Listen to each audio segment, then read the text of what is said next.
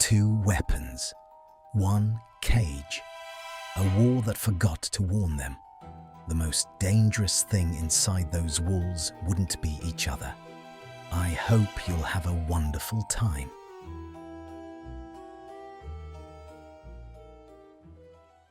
The rain had been falling for 3 days without pause. Hermione had stopped noticing it somewhere around the second night. The way it drummed against the warehouse roof, filling every silence with white noise, making it impossible to hear footsteps on the gravel outside. She'd learned to read the rain instead, the quality of it. The way it shifted from steady curtain to sharp diagonal when the wind turned eastward. The way puddles near the eastern wall trembled when someone walked the perimeter. She noticed everything now. It was how she'd stayed alive. The map on the table in front of her was covered in her own handwriting. Cramped, layered, certain notations crossed out and rewritten so many times the parchment had thinned in places. 3 confirmed Death Eater supply routes through the Scottish lowlands. 2 suspected.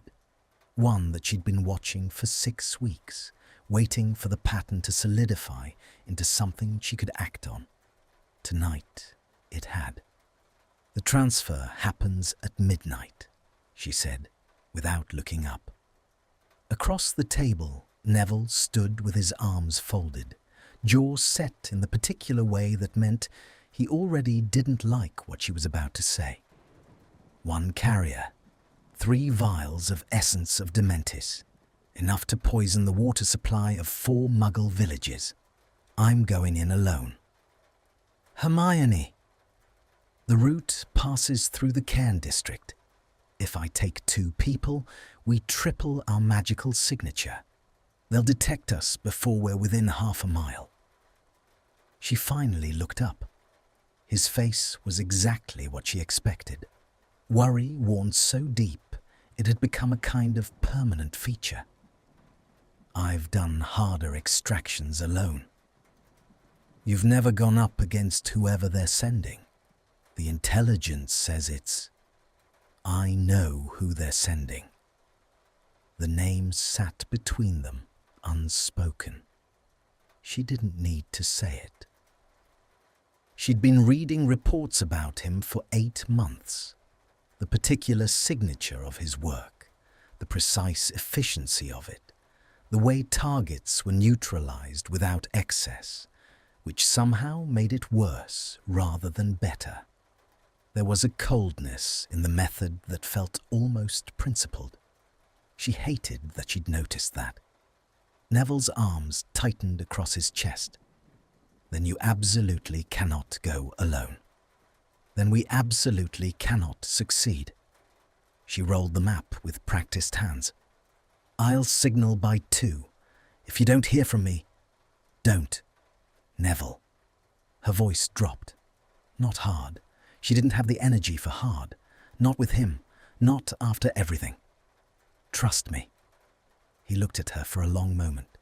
Something moved across his face. Grief, maybe. Or the particular exhaustion of people who've been trusting someone for years while watching that trust cost them more and more. Then he nodded, once, and turned away. She tucked the map inside her coat, touched the wand at her hip, and walked out into the rain. The Cairn district was a wound in the landscape. It had been a village once. She'd found references to it in pre-war records, a small farming community, a post office, a pub with a green door. The war had passed through it 18 months ago and left behind scorched foundation stones and the particular quality of silence that comes not from absence of sound, but from absence of life. Grass grew through the cracked main road. Windows of the remaining walls had been blown outward, their frames gaping like open mouths. Hermione moved through it like she moved through everything now, efficiently, without sentiment, her attention distributed across all available surfaces. The rain had eased to a fine mist. Her disillusionment charm held. She could feel it as a faint coolness across her skin, the particular weight of visibility suppressed. She found her position behind the remnant of a stone wall and settled in to wait. The 3 vials were her objective, not the carrier. She had standing orders about engagement: neutralize the asset, extract the target, withdraw. She had given those orders herself, had argued for them against the faction within the remnant who wanted to fight back with the same brutal economy as their enemy. "We don't become them," she'd said, with a certainty that had felt in that moment like bedrock. She thought about that now, crouched in the dark and the mist, waiting for a man who had spent 3 years becoming very good at exactly the kind of work she'd spent 3 years trying to prevent. She heard him before she saw him. Not footsteps. He was too careful for that, his tread placed with the deliberate heel-first softness of someone trained to move silently across stone. What she heard was the change in the rain, the way it altered slightly around a disillusionment charm, the mist catching at invisible edges. She'd discovered this months ago, and it had saved her life twice. Now she tracked it the way one might track a shadow, not looking directly, watching the periphery. He came from the north, moving along the ruined wall opposite, perhaps 20 feet away. She slowed her breathing with the patient discipline of long practice, felt her heartbeat steady itself, and waited. He stopped. She went absolutely still. Somewhere in the mist between them, something shifted.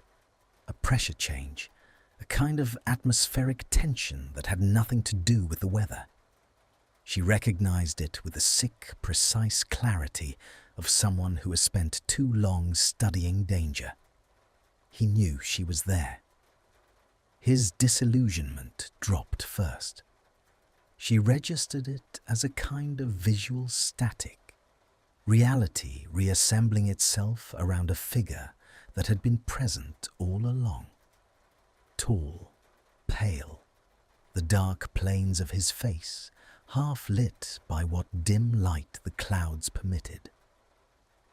He was dressed for field work. Dark coat, no insignia, nothing that would identify him except the thing he couldn't remove. The quality of stillness that was too controlled to be anything other than learned. Draco Malfoy stood in the ruins of the village and looked directly at the section of wall behind which she was hiding. "I know you're there," he said. His voice was quieter than she remembered it. All the performance had gone out of it, the drawl, the theatrical contempt. What remained was something stripped and functional. "Your charm has a signature.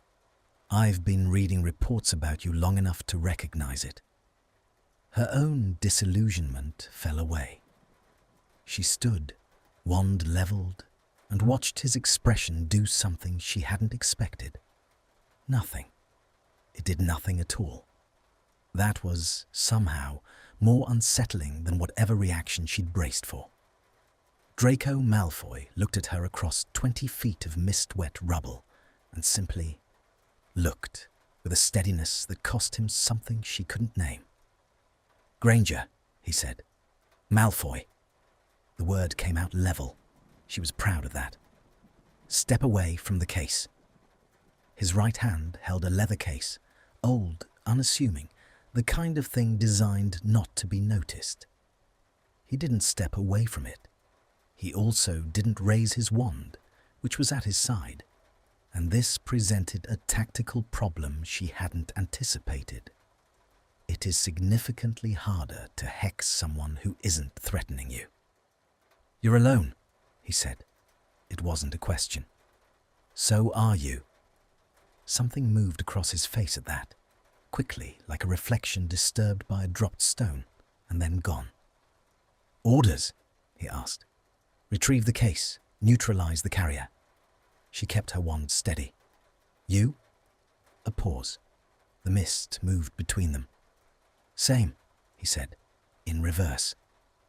So there it was. She'd known it intellectually. The mission parameters had always made this confrontation a mathematical inevitability. Knowing it and standing in it were different countries. She watched him. He watched her. The rain intensified briefly, drumming against the stone, then eased again. "So," Draco Malfoy said, with a flatness that might have been irony drained of all its amusement, "one of us should probably start." "Yes," she agreed. Neither of them moved. The seconds stretched. Her wand arm didn't waver. Her training had eliminated the trembling that might once have crept in. But something behind her sternum was doing something complicated and unwelcome. A kind of visceral resistance that had nothing to do with fear of him and everything to do with the specific horror of this particular geometry. She had looked at Death Eater files for 8 months. She had given orders that put people in harm's way. She had held a crying child whose parents had been taken and dried her own eyes in the dark afterward and gotten up the next morning and kept working. She was not, she had believed, someone who hesitated. She was hesitating. "You look terrible," he said. It came out almost involuntary, like a thing that bypassed whatever filter governed his speech. "I beg your pardon?" "You look..." He stopped. His jaw tightened. The leather case hung from his right hand. "Never mind. By all means, finish the observation." Her voice had acquired an edge she recognized as defensive and couldn't seem to remove. "While we're standing here, not killing each other." "You're exhausted." He said it flatly, not with sympathy, or not with what she could have identified as sympathy, though something underneath the flatness was harder to categorize. "You have been for months. The reports..." He stopped again. His left hand, she noticed, had closed into a loose fist at his side. "You've been reading my reports," she said slowly. "You've been reading mine." She had. She'd read every one. She knew the signature of his work, the method of it, the economy of it. And standing across from the human being behind that signature was doing something disorienting to the careful mental architecture she'd constructed around his name. "The vials," she said. "Put down the case, Malfoy. Walk away. I have no interest in..." The explosion came from beneath them. Not a spell, something structural, some delayed curse laid into the foundations of the ruin they were both standing in, triggered perhaps by the compound weight of 2 magical signatures in proximity. The ground didn't shake so much as lurch, a violent lateral displacement of reality. And then the section of wall behind her came down.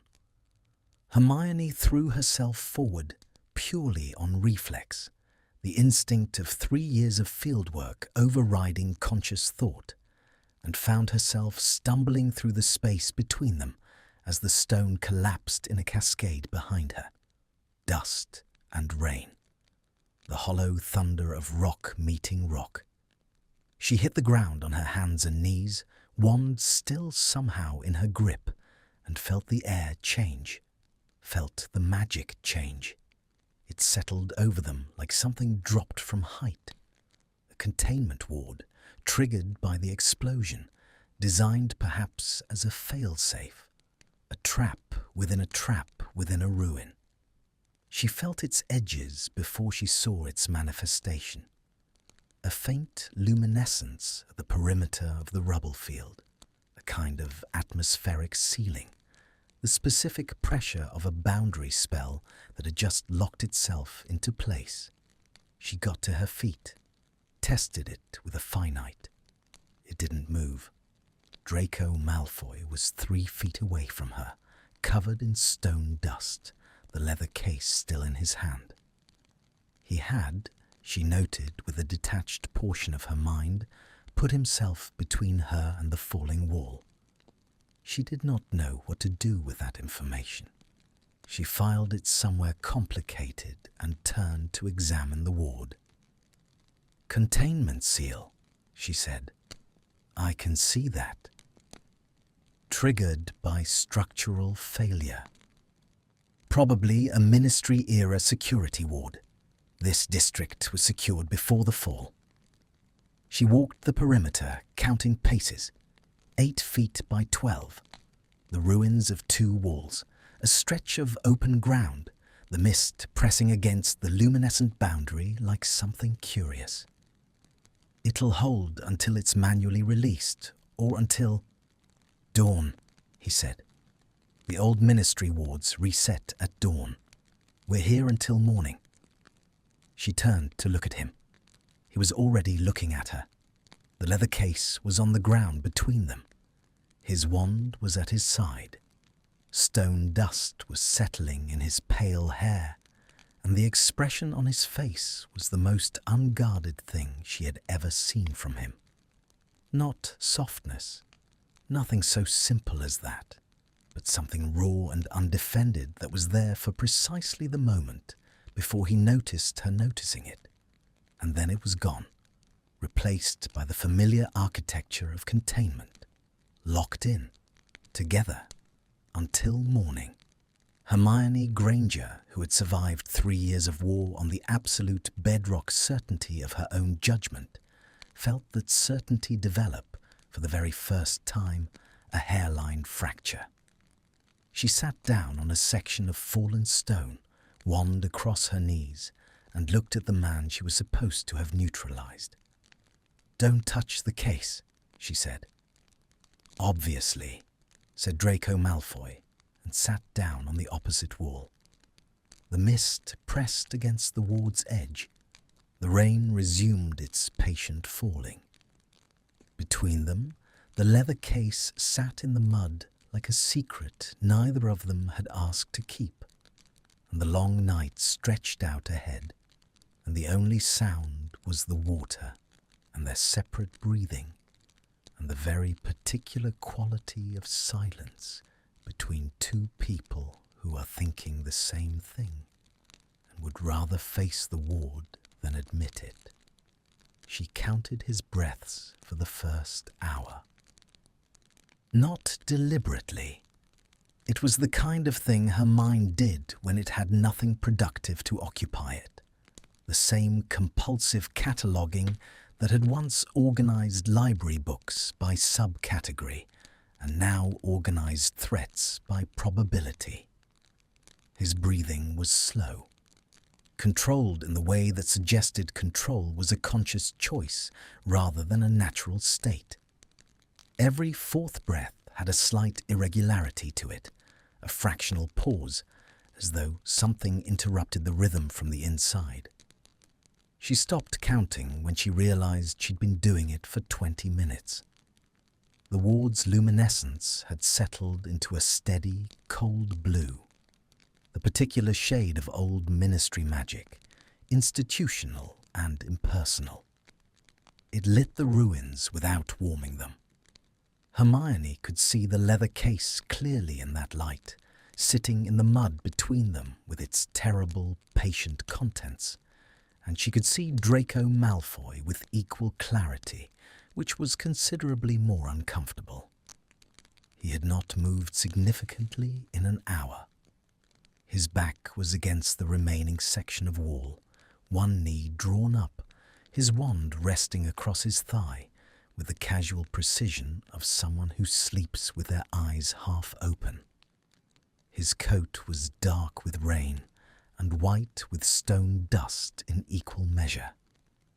He had not spoken since his single-word response to her instruction about the case, and the silence had accumulated between them like sediment, layered, heavy, acquiring its own texture.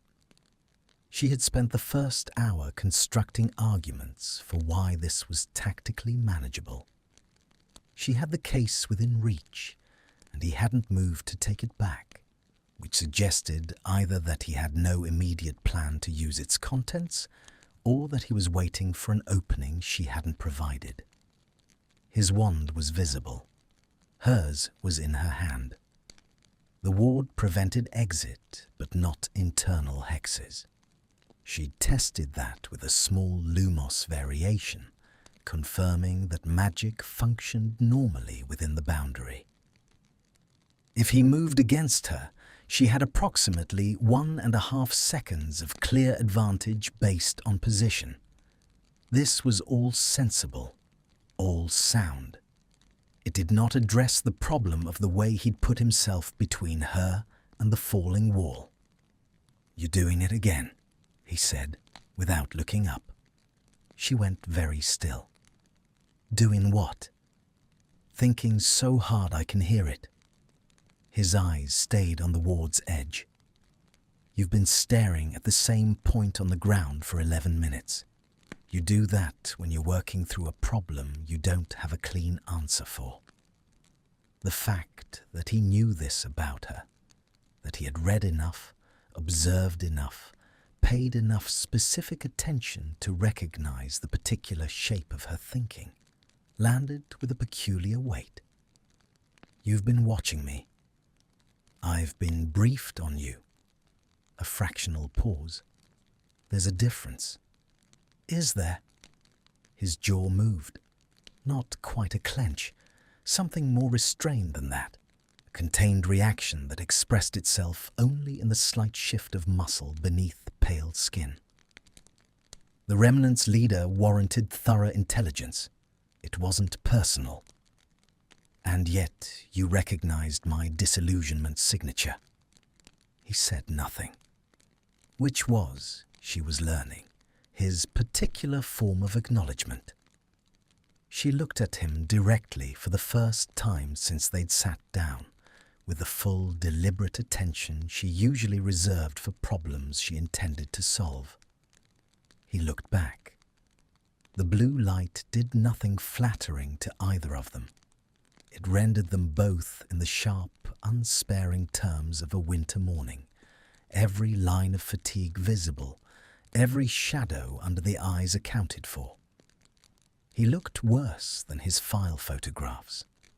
The photographs were 8 months old and had been taken at a distance, and whoever had taken them had captured the surface of him.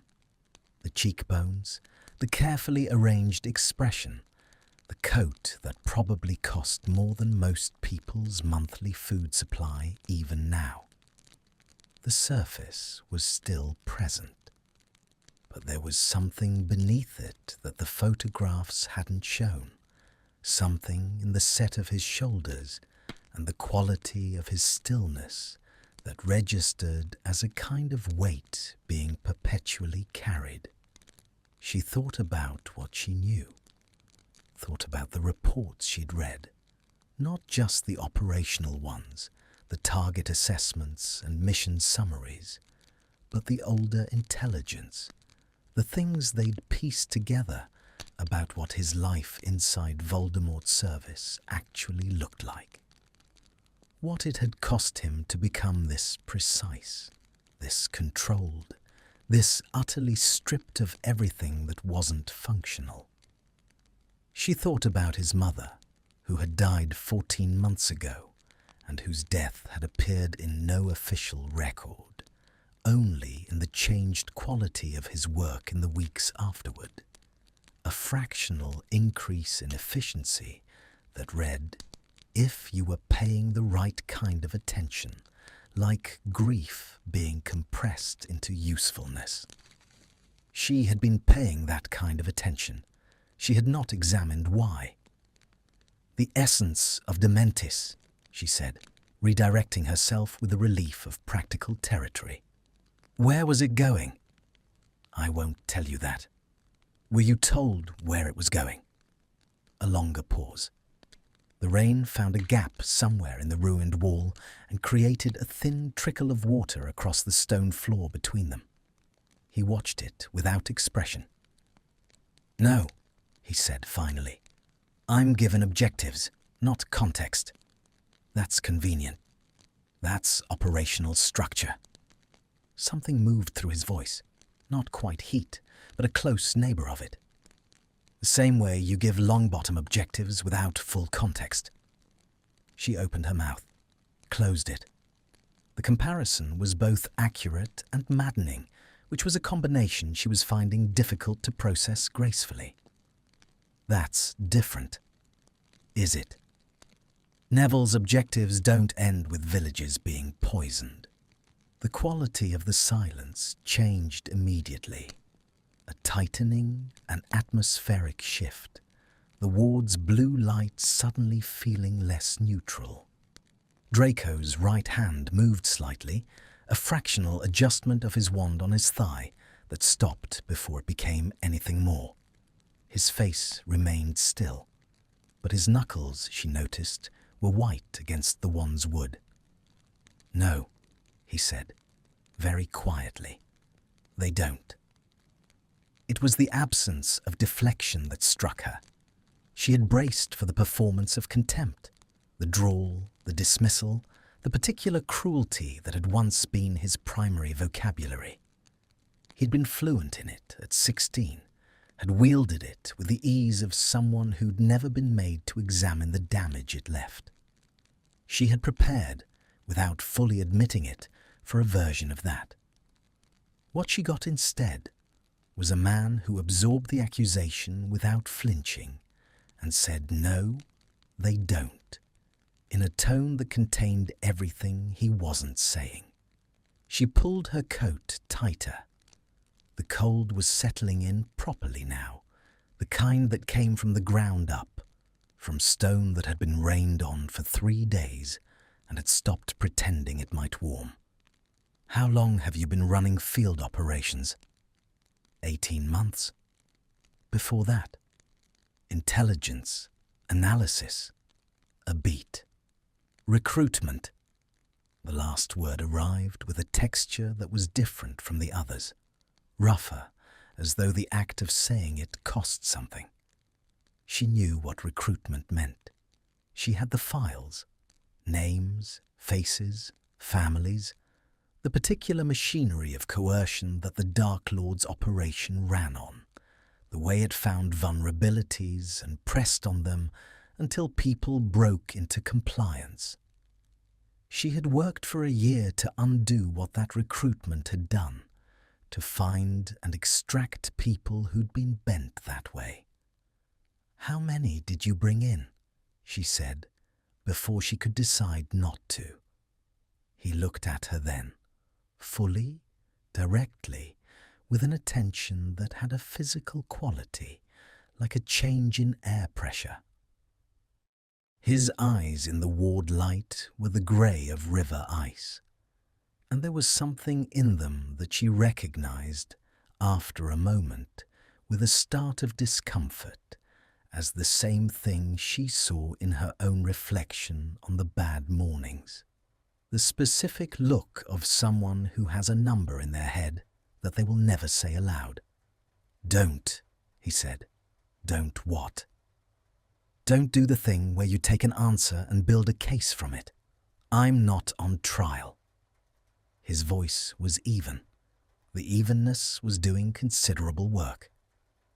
"And you're not my conscience." "I'm aware of that." She matched his evenness precisely. "I'm trying to understand who I'm locked in a ward with." "You know who you're locked in a ward with." "I know your operational file. I know your mission record. I know your..." She paused, made a choice. "I know you lost your mother." The ward hummed. The rain fell. The trickle of water between them had widened slightly, finding its preferred course across the uneven stone. Draco Malfoy did not react. He was very, very good at not reacting. But his right hand, the one resting on his wand, turned slightly. A quarter rotation, his wrist dropping, and for just a moment the inside of his forearm was visible against the dark fabric of his coat. She could see the dark mark even in this light, even at this distance. He pulled his sleeve down in the same moment he seemed to realize she was looking, and the motion was the single least controlled thing she had witnessed from him all evening. A shiver moved across her that had nothing to do with the cold. She looked away, gave him the privacy of her inattention, which was the only currency available, studied the ward's edge instead, the way the blue light ate the mist, the specific quality of old ministry magic that felt like bureaucracy, made physical, rules enforced by no one present, just the blind persistence of a system outlasting the institution that had made it. Several minutes passed. "Narcissa," he said. She turned back. He was looking at the ward's edge, not at her. Her name was Narcissa. He said it as though correcting a file. Flat, informational, giving her nothing except the name. Not just his mother. "I know," Hermione said quietly. "I know her name." Something in his jaw shifted. A minute relaxation, like a door that hasn't been opened in months, releasing a fraction of its resistance. He didn't acknowledge what she'd said. He didn't need to. The silence that followed had a different quality than the previous silences. Less like a barrier and more like a room they were both standing in, cautiously, without yet having decided what it was for. She reached into her coat pocket, produced 2 small squares of wax paper, unfolded them with precise fingers. 2 pieces of dense, dark bread, the kind they made at the safe house from whatever flour could be sourced, and which tasted approximately like consequence. She held one out toward him. He looked at it, then at her. The expression on his face was one she had no prior framework for, a fractional bewilderment, quickly contained, as though the gesture had briefly bypassed all his defenses by being too simple to require any. "We're going to be here until dawn," she said. "There's no version of this where being hungry makes it better." He looked at the bread for another moment. Then he reached across the space between them and took it from her hand. His fingers didn't touch hers. He was careful about that.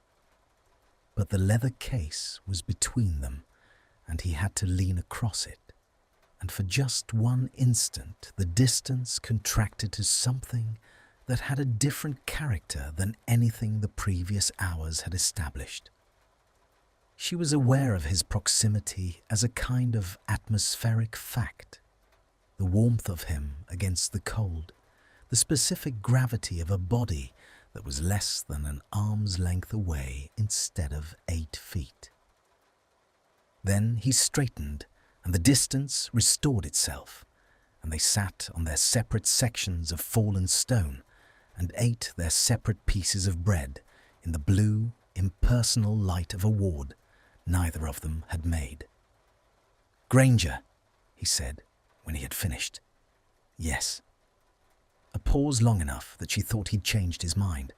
Then, "The case, when the ward drops." He turned the wax paper in his hands, folding and refolding it with unconscious precision. "I won't fight you for it."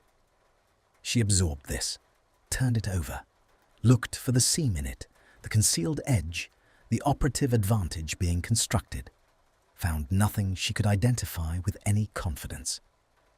"Why?" He didn't answer immediately. The wax paper had become a small, tight square in his hands. "Because I wasn't told where it was going," he said finally. "And that means whoever was going to use it wasn't planning to tell me either. The implication of that hung in the cold air, precise and terrible.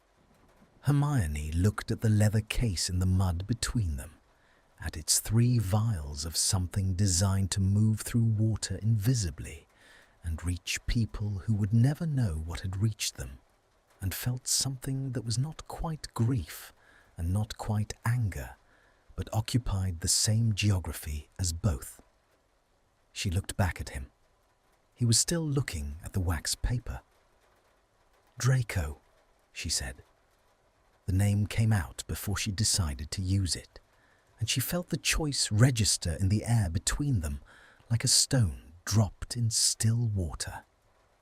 He went absolutely still. Not the trained stillness of before, something more involuntary than that, a sudden arrested quality, as if the name had physically stopped him. He didn't look up for a long moment. When he did, his expression was the most unguarded she had yet seen it. The careful architecture of his face briefly insufficient for what was moving through him. And she looked at it with the particular ache of someone recognizing something they have no safe place to put. "Don't," he said again. But the word was different this time, softer, less instruction, and more something that almost resembled a request. Outside the ward, the mist thickened into proper rain again, and the ruins absorbed it with the patience of things that had already lost everything and were no longer afraid of weather. And the night contracted around 2 people sitting in the blue light with a leather case between them and the slow structural shift of something that had not yet decided what it was becoming. She woke to grey light and the smell of wet stone. For 3 seconds, the precise, unguarded interval before full consciousness assembled itself, she didn't know where she was. Her body knew before her mind did.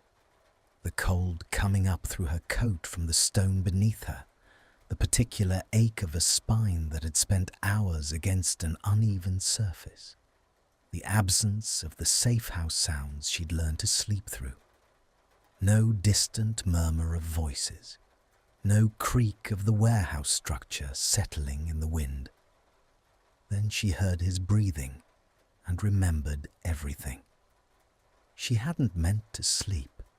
She had intended to maintain watch through the night, trading vigilance with the discipline that had kept her alive for 3 years.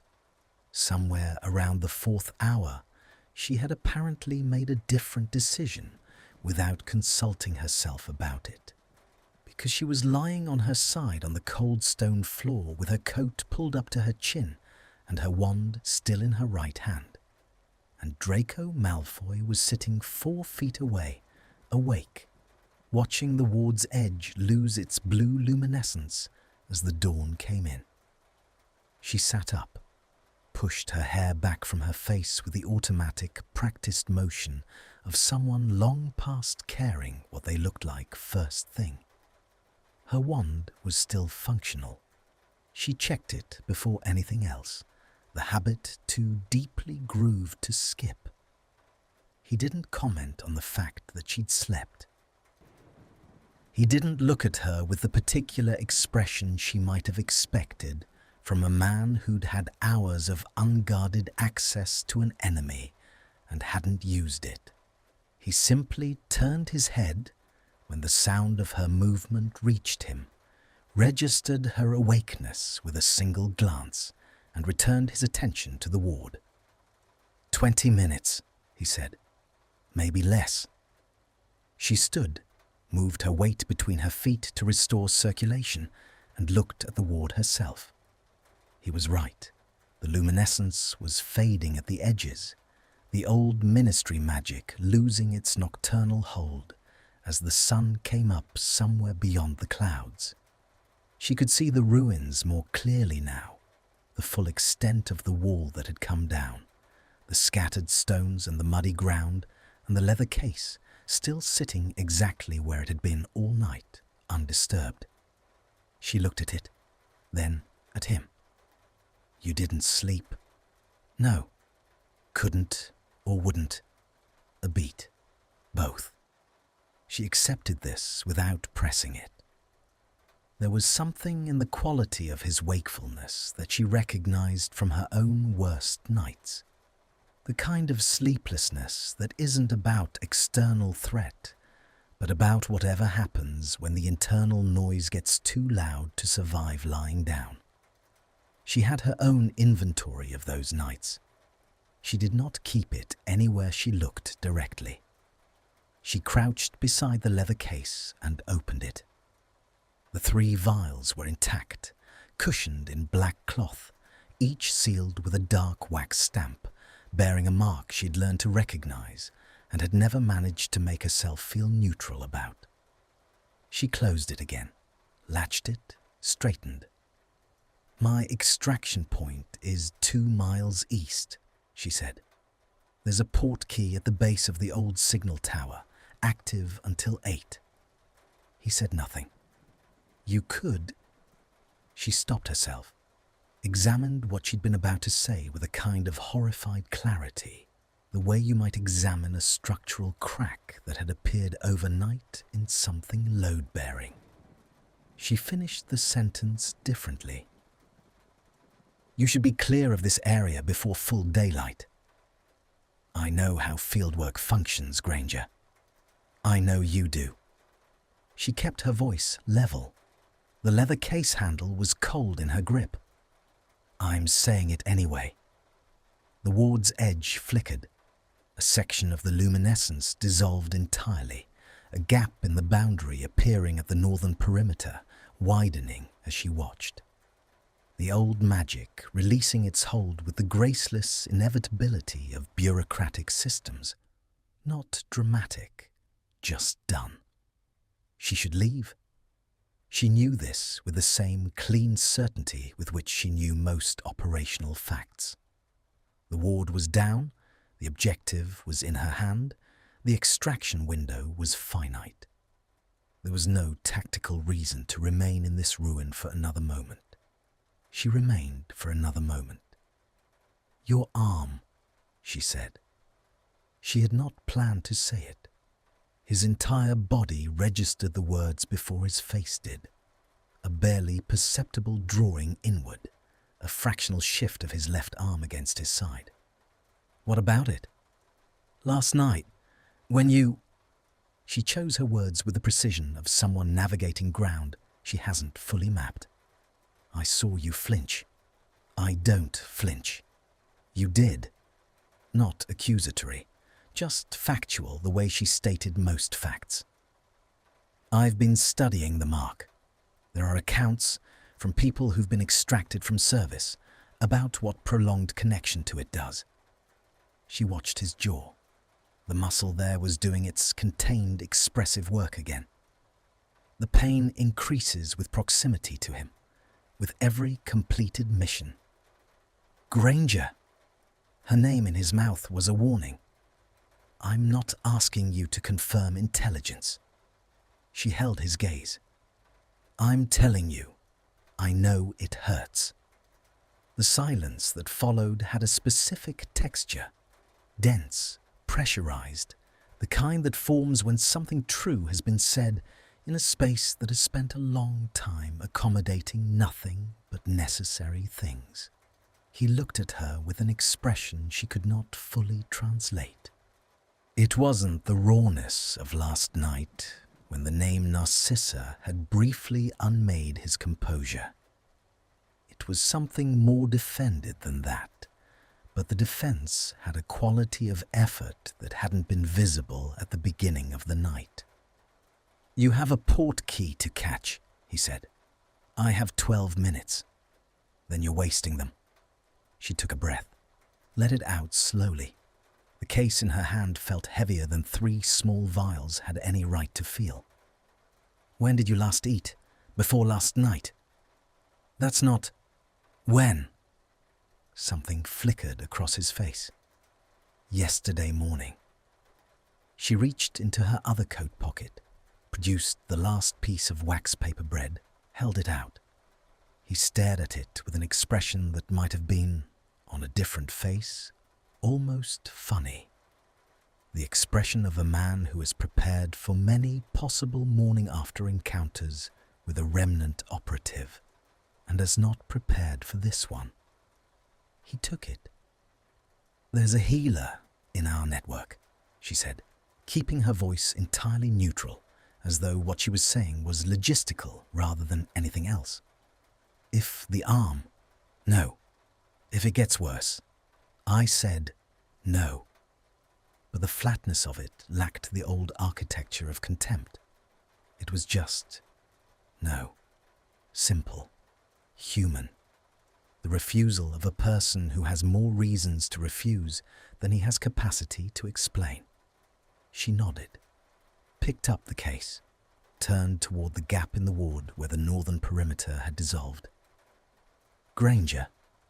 She stopped, didn't turn immediately, giving him the second he might need. Then she turned. He was standing now, coat still marked with stone dust, the wax paper in his hands. He looked in the flat, grey morning light like something that had been put through considerable pressure and had not broken, but was carrying the memory of the pressure in every line. "The case," he said. "There are 2 more transfers scheduled. Different routes." His eyes held hers with an intensity that was doing considerable work on her ability to maintain the careful operational distance she'd been cultivating since she woke up. "The Western Corridor, Tuesdays and Fridays." She understood immediately what he was giving her. Not the information itself, which was tactically significant, but the act of giving it, the line it crossed, the door it opened, the irreversibility of it. She understood it the way you understand a fracture, by the precise location of the pain. "Why?" she said softly. He looked at her for a long moment. Then he looked at the ward's dissolving edge, at the ruins, at the grey morning pressing in from all sides. He looked at everything except her face when he said, "Because I know where those roots end." She held that, held it the way you hold something fragile and newly acquired, carefully, without gripping. "I'll pass it to my intelligence team. Don't tell them the source." "I won't." A pause. "Draco." This time when she used his name, he didn't flinch. He went still in a different way, the way of someone who has heard something they were not certain they'd ever hear again, and are having complicated feelings about the fact that they have. "Thank you," she said. Simple, direct. The 2 words carrying none of the complicated weight they might have under different circumstances, and all of it at once. He said nothing. She hadn't expected him to. She walked through the gap in the ward and into the grey morning, the case in her hand, and the image of him standing in the ruins behind her. And she did not look back, because looking back would have required her to examine certain things. She was not yet equipped to examine things that had taken shape during the long blue night in ways she hadn't sanctioned and couldn't fully name. The safe house was 6 miles northwest of the ruin, accessible by a portkey chain that deposited her in an empty Muggle shopfront, and from there required a 12-minute walk through residential streets, still wet from the 3 days of rain. She arrived at 8:47. Neville was at the door before she'd knocked. He looked at the case, then at her face, then, with the particular perceptiveness of someone who had known her since they were 11 years old, at something behind her face. "You're in one piece," he said. "I'm in one piece." "And the carrier?" She brushed past him into the warmth of the safe house, set the case on the mission table, unlatched it for Neville to verify. "He wasn't there," she said. "The transfer was abandoned. I found the case in the ruins." Neville looked at her. She met his look with the steadiness she'd spent 3 years developing, and she felt it work the way it always worked. The practiced composure that had become, through repetition, nearly indistinguishable from the real thing. Nearly. "And the intelligence," Neville said. "You were monitoring the route for 6 weeks. Did anything—" "I have some information about additional transfer routes." She sat down at the table, pulled a blank piece of parchment toward her. "Western Corridor. I'll write it up for the intelligence team." "Source?" She wrote the first line without looking up. "Anonymous. Field observation." She felt Neville's attention on her for another moment. He had, over 3 years, learned to distinguish between the varieties of her silence. The productive kind, the grieving kind, the kind that meant she was working through something she hadn't yet found the language for. She could feel him reading her now the way she read the rain. "Hermione," he said quietly, "the vials need to be secured and catalogued before anything else." She kept her pen moving.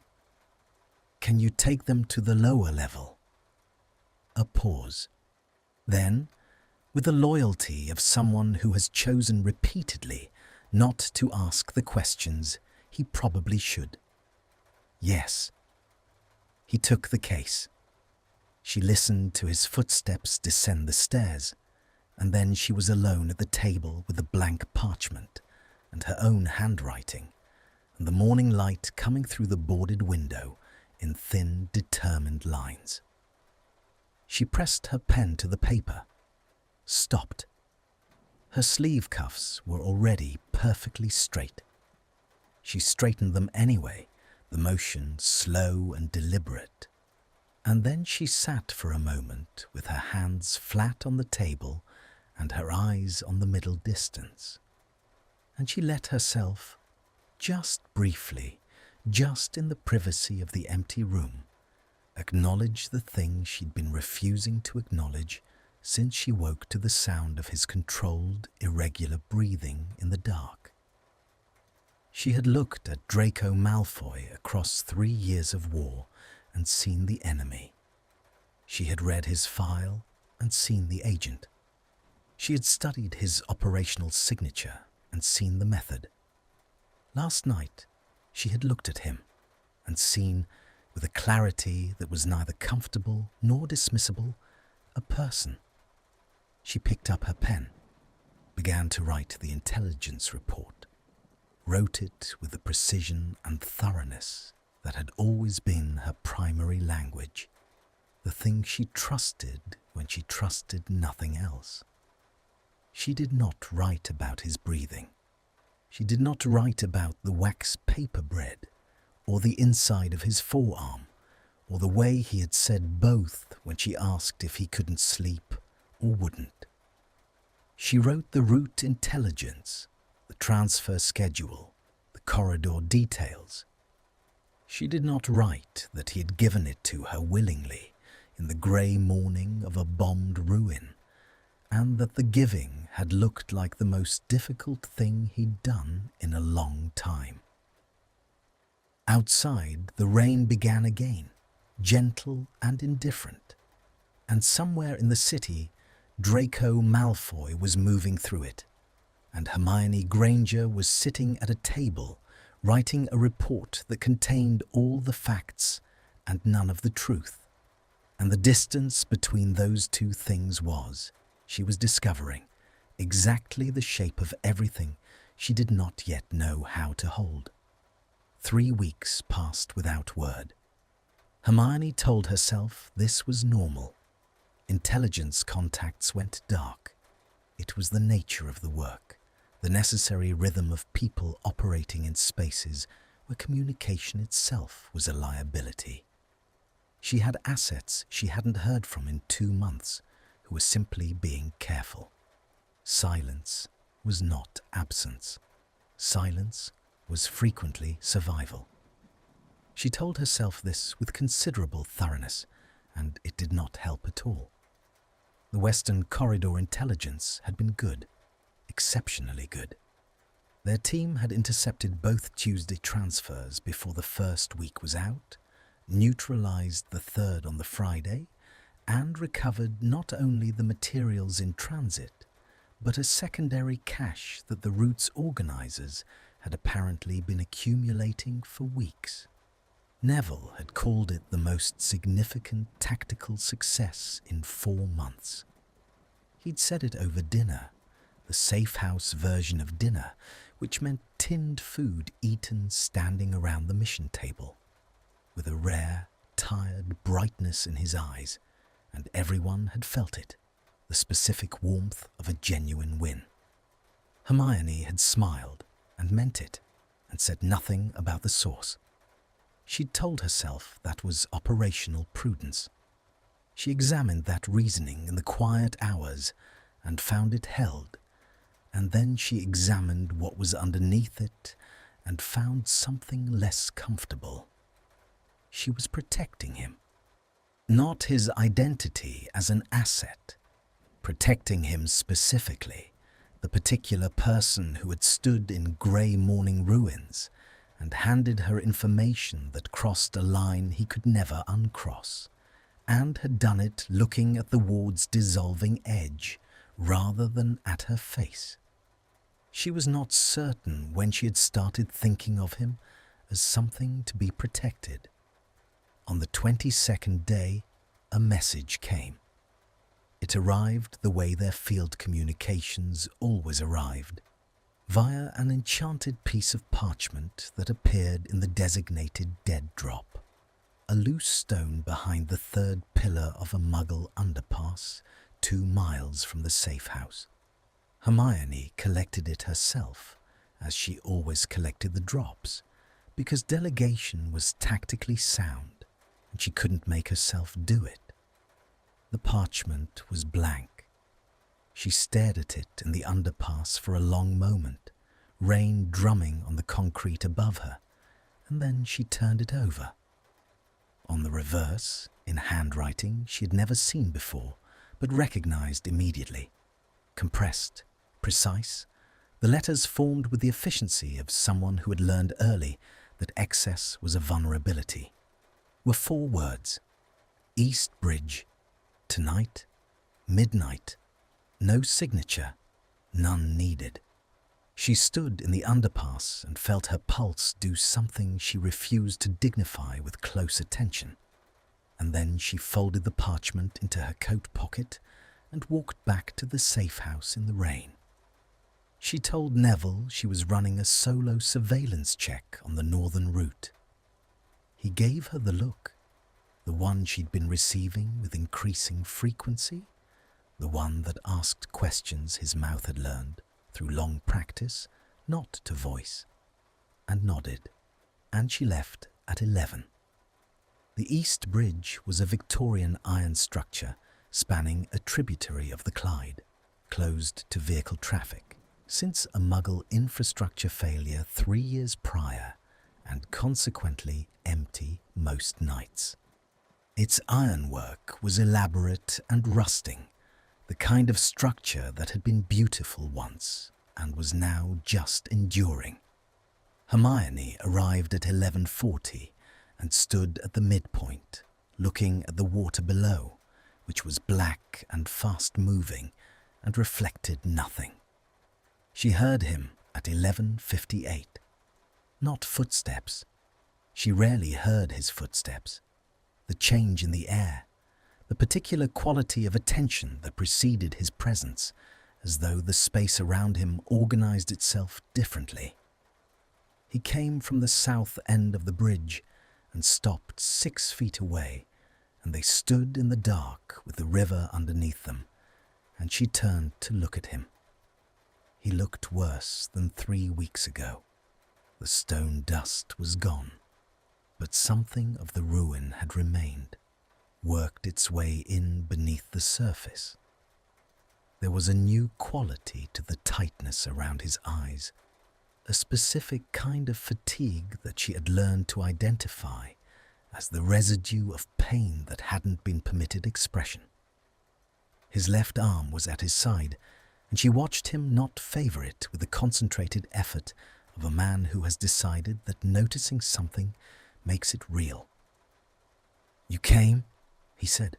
"You knew I would."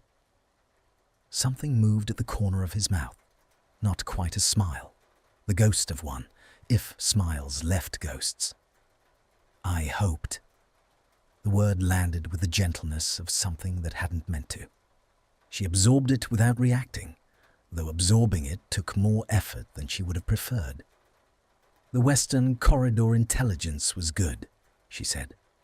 "We recovered 3 transfers and a secondary cache." "I know." At her expression, "I'm debriefed after every operation in my territory. They told me the routes had been compromised." He paused. "They think it was a tracking error, their own." "And you let them think that?" "Yes." She studied his face. The river moved beneath them, cold and indifferent. "You took a significant risk." "I'm aware of what I took." If they'd suspected. "Granger." The way he said her name now was different from the beginning. Less armor, less performance, just her name in his voice, with a directness that made distance harder to maintain. "I didn't ask you here to be reminded of the risk." "Then why did you ask me here?" He was quiet for a moment. On the river below, something, a piece of timber perhaps, carried by the current, caught against the bridge's central support and then broke free and continued downstream. He watched it with the focused attention of someone who is organizing their internal state before speaking. "The arm," he said. She waited. "It's been worse since the last mission." His jaw tightened fractionally. "There are episodes, at night mostly." He stopped again, and she could see the cost of each sentence in the way his shoulders carried it, the slight additional weight of words that have never been said to another person. "I don't know what to do about it." What she felt in response to this was not what an operative should feel upon receiving intelligence about an enemy asset's vulnerability. She felt it anyway, the specific ache of witnessing someone arrive at the edge of asking for help after a long time of not asking. And she let herself feel it for exactly the moment it required before she responded. "I told you there's a healer in our network. I'm not coming in." "I know." She had known. "But there are things that can help without." She reached into her coat and produced a small glass bottle, dark, stoppered with black wax. "Dittany infusion with 3 drops of calming draft. It won't affect the mark structurally, but it reduces the inflammatory response around the tissue. The pain, it should be manageable." He looked at the bottle. His expression was the same one he'd had when she held out the bread. That fractional bewilderment, the face of a man encountering a kindness for which he has no current category. "You prepared that." "I prepared it 3 weeks ago." The words arrived in the cold air between them, and she watched him receive them. Watched something shift in his expression, something deep and structural, the way foundations shift in thaw. He looked at the bottle in her hand, and then at her face, and she held his gaze with the steadiness she'd developed for difficult things, though this particular difficulty was not the kind she'd developed it for. He reached out and took the bottle. This time His fingers brushed hers. Not the careful avoidance of the bread, but contact, brief and accidental, and neither of them remarked on it. His hand was cold. She registered its temperature with the involuntary precision of a body that notices things the mind hasn't approved. "Why?" he said, quiet. The same question she'd asked him in the ruins. She gave him the same honesty he'd given her. "Because I know it hurts." His hand closed around the bottle. He looked at it for a long moment, and then he looked at her with an expression so unguarded she felt almost that she was witnessing something private, something he hadn't decided to show her, something that had simply, in the particular alchemy of this bridge and this dark and 3 weeks of accumulated whatever this was, come to the surface without his permission. "The next transfer," he said, "is in 10 days. It's not a supply route." He paused, and she could feel the weight of what was coming before it arrived. "It's people." Her stomach contracted. "How many?" 14, Muggle-born. They've been held at a processing facility outside Stirling. His voice was doing its functional stripped work, the voice of someone conveying information while standing at a careful distance from what the information means. "The transfer is to a secondary location. I don't know what happens at the secondary location." He didn't need to say what he suspected. She knew what happened at secondary locations. She had the files. "I need the transfer details," she said. Her voice was very steady. She was making it very steady. "I'll get them to you." A pause. "I need 3 days." "You have 3 days." She held his gaze. "Draco. Those 14 people." "I know." The 2 words carried a density she felt in her chest. "I know what they are." She believed him.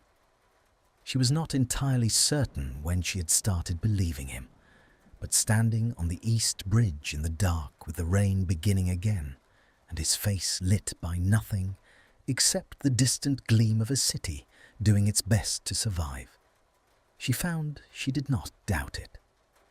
"You're not just passing intelligence," she said carefully. "You understand what you're doing." Something crossed his face. Not the fractional ghost of before, but something fuller, something that had more territory to it. Grief, perhaps, or the specific expression of someone who has understood something for a long time and has had nowhere to put the understanding. "I've understood for longer than you'd think." "Then why?" She stopped herself. "Why am I still there?" He said it without bitterness, which was almost worse than bitterness would have been. "Because leaving isn't a thing that exists for people like me." His left hand moved slightly against his side. "There's no exit. There's only this. This." The word doing more work than its single syllable suggested, containing within it the bridge and the dark and the river and the bottle of Dittany infusion and whatever unnamed thing had been building since a ward sealed itself in the ruins. And 2 people sat down on opposite sides of a leather case and spent a long night becoming something neither of them had planned to become. She thought about what she knew of his situation, which was considerable. She thought about what she could offer, which was less than it should be. And then she thought something she hadn't permitted herself to think before. A thought that arrived not from operational calculus, but from somewhere older and more honest, from the part of her that had been reading his reports for 8 months with an attention she'd never fully explained to herself. "There might be," she said, "an exit." He went very still. "Not now. Not quickly." She held his gaze with everything she had. "But if you continue bringing intelligence of this quality, If we can demonstrate sustained, documented cooperation over time, there are people who could argue for protection, for extraction when the moment comes. Your people would never. My people do what I tell them. She said it without arrogance, just fact, the simple weight of what 3 years of leadership had made her. And I'm telling you, this is possible. His expression was doing something complicated and extended, a whole internal argument visible in miniature across his features, the part of him that had been surviving on ruthless pragmatism for years, confronting a possibility it didn't know how to process. His right hand found the iron railing of the bridge, gripped it, not with agitation, but with the deliberate steadiness of someone anchoring themselves to a physical surface while everything internal reorganizes. "You'd have to trust me," he said. "I'm already trusting you." He looked at her then with an expression she had no name for. Not the rawness of the ruins, not the unguarded bewilderment of the bread or the bottle. Something new, something she hadn't seen from him before. A kind of looking that had depth to it, that was not appraising or strategic or defended. That was simply with a directness that made her breath catch almost imperceptibly, a person looking at another person. "That's not wise," he said softly. "I know." She didn't look away. "I'm doing it anyway." The rain came properly then, no longer mist, but the full fall of it, and they stood on the iron bridge and let it come, and neither of them moved toward shelter, because moving would have meant ending this, and the ending of this was something neither of them was ready to legislate. His hand was still on the railing. Hers was 6 inches away from it. She was aware of those 6 inches with a specificity that had nothing tactical about it. 3 days, he said finally. His voice had a quality she hadn't heard from him before, a roughness at the edges, something that hadn't been sanded down. "I'll have the details in 3 days." 3 days, she agreed. He straightened. The familiar architecture of his composure reassembled itself, layer by necessary layer, and she watched it happen with the particular ache of witnessing something true being covered over by something necessary. And she understood it because she did it herself, had been doing it for 3 years. He turned to leave, stopped. "The 14 people," he said, his back to her, his voice carrying over the rain. "I know their names." She closed her eyes for just a moment, opened them. "So do I," she said. "I have their files." A pause, the rain between them. Then he walked to the south end of the bridge and disappeared into the dark, and Hermione stood at the iron railing with the river below her, and the rain soaking through her coat, and her hand resting on the cold metal exactly where his had been. And she stayed there a moment longer than she needed to, feeling the residual warmth of it, before she turned and walked north into the city. The 14 names were on her desk when the betrayal arrived. She had spent 2 days building the extraction plan around the intelligence Draco had delivered. Not through the bridge this time, but through the dead drop, 3 pages of compressed, precise handwriting that detailed the transfer route, the guard rotation, the structural layout of the processing facility outside Stirling. The handwriting had the same quality as everything he produced. Efficient, thorough, with occasional marginal notations that suggested not just observation, but analysis. The marks of someone who hadn't simply recorded what he'd seen, but had thought carefully about what it meant. She had read those pages 4 times. She told herself it was operational thoroughness. The extraction plan was good.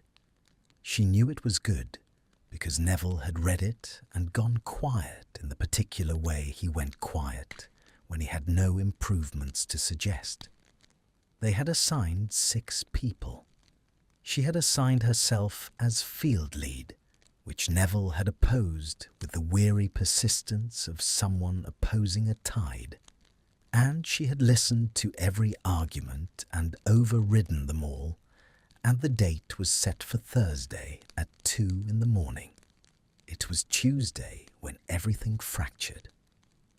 The message came from one of their embedded contacts, a wizard named Pharaoh, who had been working inside the Dark Lord's administrative structure for 14 months, feeding them bureaucratic intelligence, dry and structural, the kind that told you how the machinery ran without telling you what it was about to do. Pharaoh was careful and reliable and had never, in 14 months, sent anything that turned out to be wrong. The message said, "Malfoy has reported the bridge meeting. You have been identified as a remnant contact.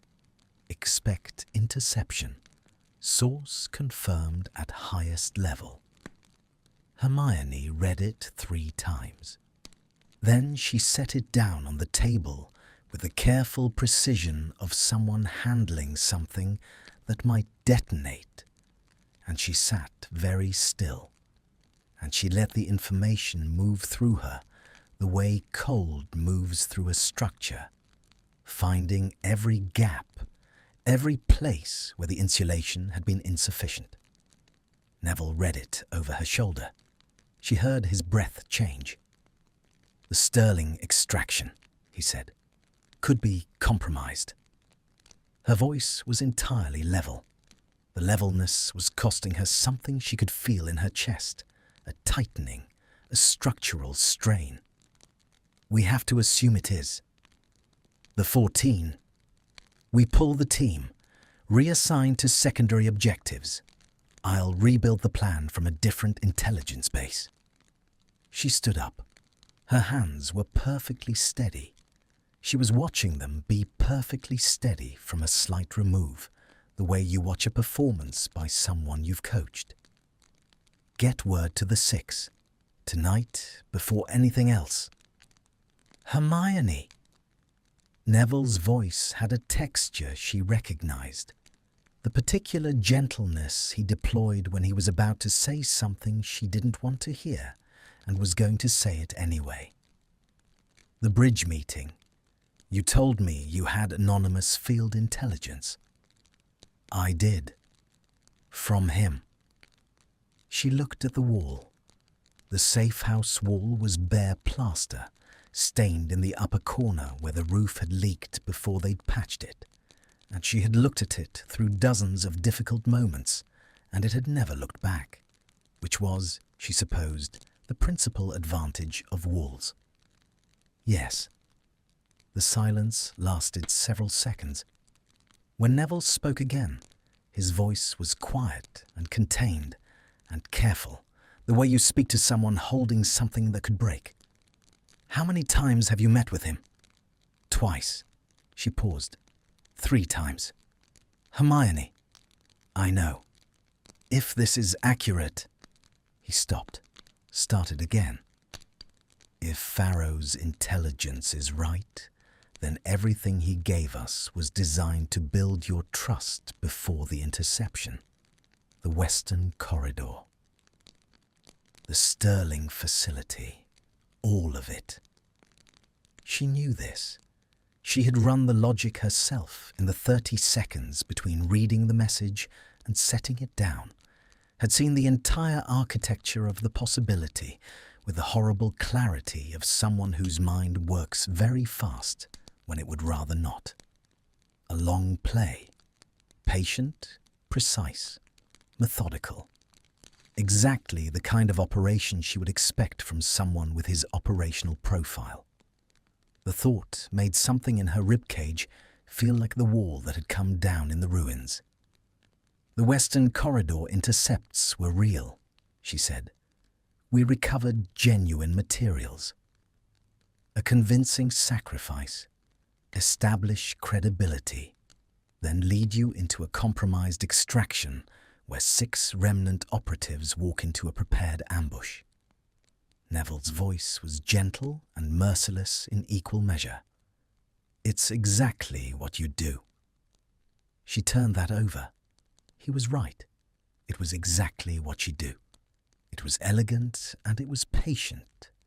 And it had the quality of someone who had studied her carefully enough to understand what she needed to believe before she'd believe it. I know their names.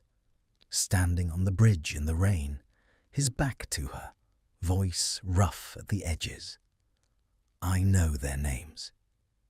She had felt the truth of it. She had looked at his face in the dark and felt the truth of it with a conviction that hadn't required argument, hadn't required evidence, had simply arrived with the quiet certainty of things you know before you can explain how. She had trusted him. She had chosen to trust him, eyes open, knowing the risk, and she had been wrong in exactly the way being wrong about something like this felt. Not like a mistake, but like a wound, a specific, located pain that had an address. She picked up the extraction plan, folded it. Cancel Thursday, she said. Full protocol. Move the safe house within 48 hours. We should also consider... We're not going after him. She turned to face Neville directly, and something in her expression stopped whatever he'd been about to suggest. We don't have the resources for a targeted operation, and we don't know enough about his current location. We pull back. We rebuild. Neville looked at her for a long moment. All right, he said quietly. She went to her room, the narrow, cold back room she'd occupied in this safe house for 6 weeks, with its single window that looked onto a brick wall and its collection of annotated maps and its complete absence of anything personal, because personal things were a liability she'd stopped carrying. And she sat on the edge of the bed, and she allowed herself, in the privacy of the room, to feel it. She was meticulous about this. She had learned, through the hardest kind of instruction, that suppressed things did not disappear, but accumulated, finding their expression in the wrong moments at the worst possible costs. So she sat on the narrow bed in the cold room, and she felt the full specific weight of having been wrong about something she'd believed with her whole chest, and she let it be as bad as it was, and she did not try to make it smaller. She had looked at Draco Malfoy and seen a person turning towards something better. She had seen the guilt he carried in his silences, and the cost of each sentence he'd spoken on the bridge, and the way the bottle of Dittany had briefly unmade his composure, and she had taken all of it as evidence of something true. She had wanted it to be true. That was the part she had to sit with. She had wanted it badly enough that she had not examined the wanting, had let it operate beneath her operational judgment like a current running under ice, invisible and influential. She pressed her palms flat against her thighs, looked at the brick wall through the window. The rain was still falling. It had barely stopped in a month, as though the sky had also given up on resolution. After a while, she stood up, began to dismantle the room with the systematic efficiency of long practice. Maps rolled and secured, annotated parchments packed, the small collection of potions catalogued and cased. She moved through it all without sentiment. Sentiment was a thing she had learned to schedule, not suppress, and she had had her scheduled time with it, and now the work needed doing. She was halfway through packing when the second message arrived.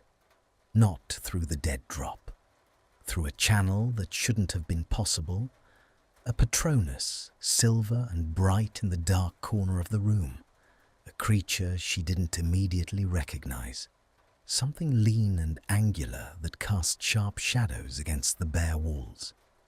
It spoke in his voice, which was the worst part, his voice stripped of everything except the urgency. Don't do the extraction. It's a trap, but not mine.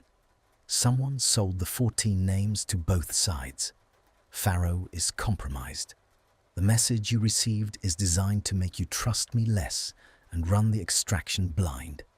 Don't run it. Don't move the safe house yet. They're watching the routes. Stay until Thursday morning, then east, not north. I'm sorry. The Patronus dissolved. The room was dark again. Hermione stood absolutely still in the middle of her half-packed room and felt the ground shift beneath her in two directions simultaneously. The verification she'd wanted, and the new fear she hadn't anticipated arriving at exactly the same moment, indistinguishable from each other, tangled.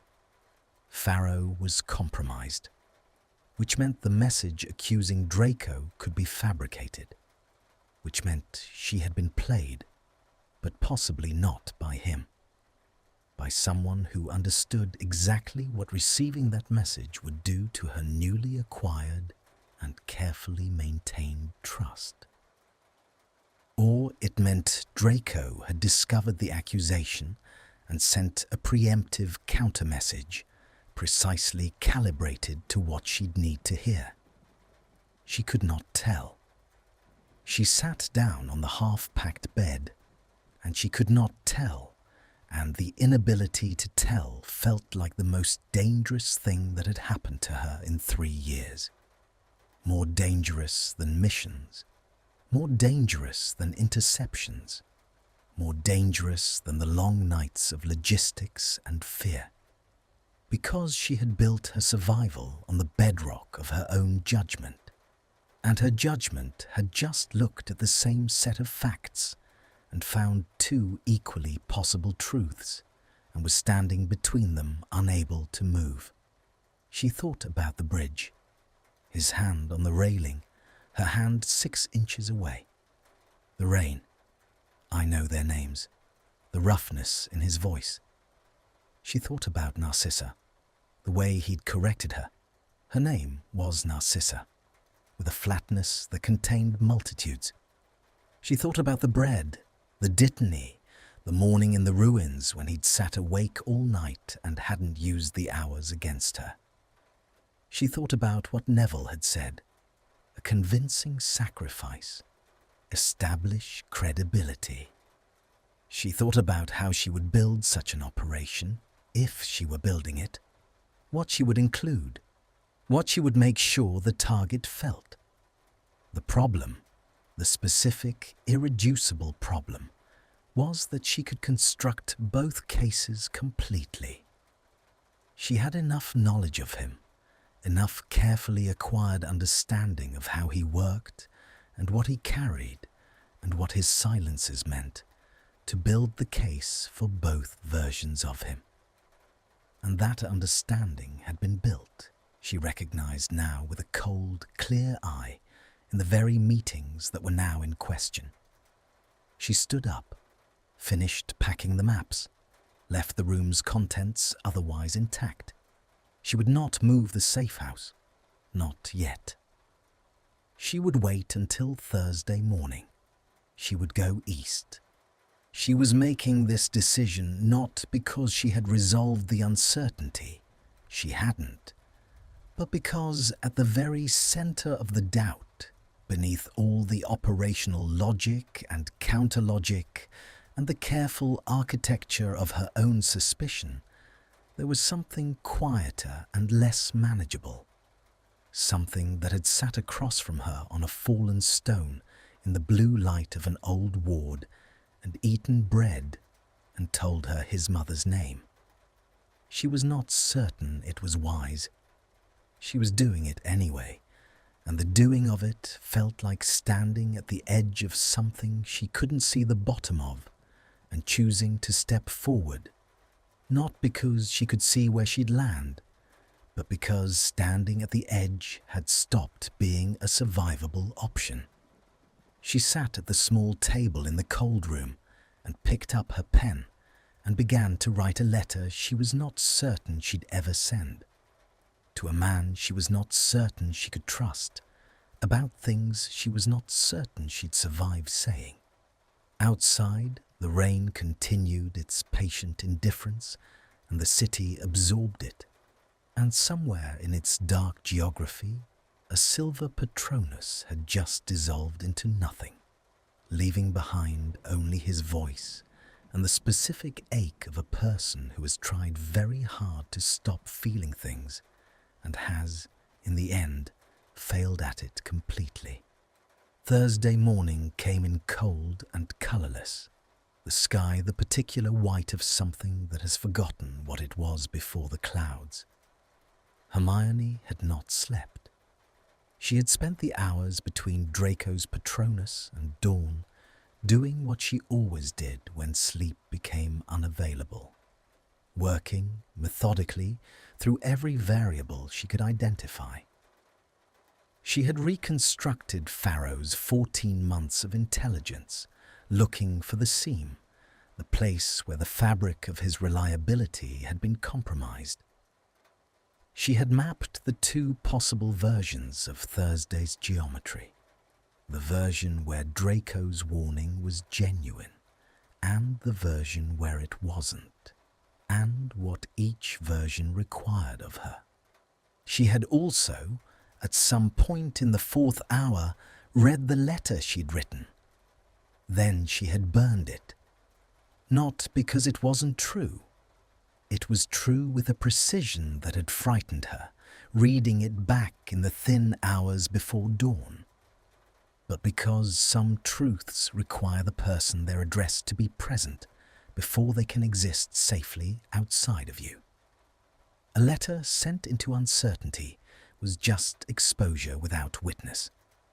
She had folded the ash into the empty grate and gone back to her maps. At 5:30, she told Neville she was moving alone to the Eastern safe house. He stood in the doorway of the kitchen in the half-dark, a cup of something that approximated tea, and looked at her with the expression he'd been wearing for 3 days, a careful, layered expression that contained the question he wasn't asking. She had never loved him more than in the moments when he didn't ask it. "Eastern route," he said. "Yes. Not north. A beat. No." He drank from his cup, set it down with the deliberate care of someone managing a strong reaction through small physical acts. "When should I expect contact?" "By noon. If you don't hear from me by noon." She paused.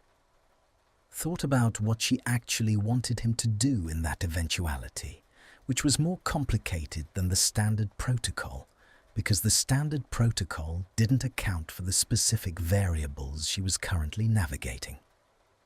"Give it until 3, then use your judgment." "My judgment," he repeated quietly. "You have good judgment, Neville." She picked up her pack, the maps, the potions case, her wand in its holster, 2 days of the dense, dark bread that tasted like consequence. "You always have." He made a sound that wasn't quite a laugh. "I'd feel better about my judgment if I understood what was happening." "I know." She crossed the kitchen, stopped beside him. In the half-dark, he looked very young suddenly. Not the young of inexperience, but the young of someone who has been doing hard things since before they were ready, and whose face, in unguarded moments, still showed the cost of that. She put her hand briefly on his shoulder, the gesture of a person whose primary language was not touch, but who had learned, through the long attrition of the war, that some things needed a physical word. "Trust me." He covered her hand with his for a moment. Then she left. The Eastern safe house was not a house. It was a decommissioned railway maintenance shed on the outskirts of a town that had been depopulated by wartime evacuation. Its Muggle residents relocated by a government that had not fully understood what it was relocating them away from. The shed was brick and iron, cold as the morning, its single door secured by a ward Hermione had set herself 6 weeks ago and checked twice since. She let herself in and stood in the dark interior, listening. Nothing. The particular quality of emptiness that a space has when it contains only itself. She set down her pack, cast a quiet lumos, and looked at the space she'd prepared. The folded blankets on the old wooden bench, the small supply cache in the corner, the map on the makeshift table with its notations in 2 different kinds of handwriting. 2 kinds. Because she had been here before, 3 weeks ago, and she had not been alone. She sat on the bench and waited. He came at 7. She heard the ward admit him, the specific sequence of its acknowledgement, like a key in a lock. And then the door opened, and he was there. And for a moment they simply looked at each other across the dim space with the accumulated weight of everything the last 3 days had been. He looked, she thought, like someone who had made a series of decisions very quickly and was carrying all of them at once. There were new shadows under his eyes. His coat was wet through. His left arm, she noticed immediately, was held slightly differently than before. Not favouring it exactly, but a fractional protective adjustment in how he held his shoulder that told her the Dittany infusion had helped, but not resolved. "You came east," he said. "I came east." Something in his face changed. A release of something that had been held under considerable pressure.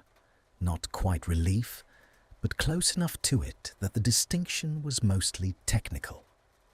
He crossed the shed and sat on the far end of the bench, leaving a careful distance between them, and ran his hand through his wet hair with a motion that was entirely unself-conscious, and somehow, because of that, more personal than anything he'd done deliberately. "Pharaoh," she said, "turned 6 weeks ago. We think." He looked at the map on the table. "Someone in your network identified him as a vulnerability and made him an offer.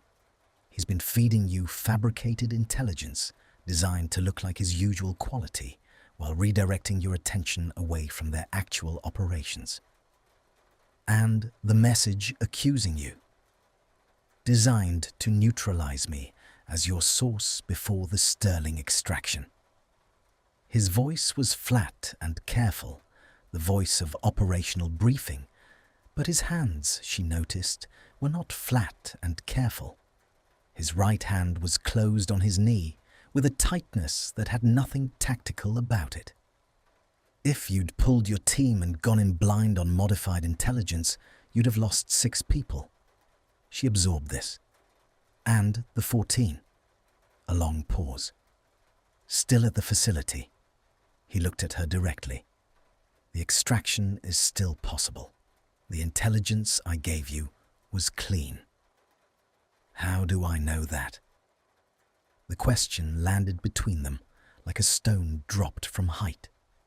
She had asked it not cruelly, but with the specific, unadorned honesty of someone who needs to say the hard thing, because not saying it would be its own kind of betrayal.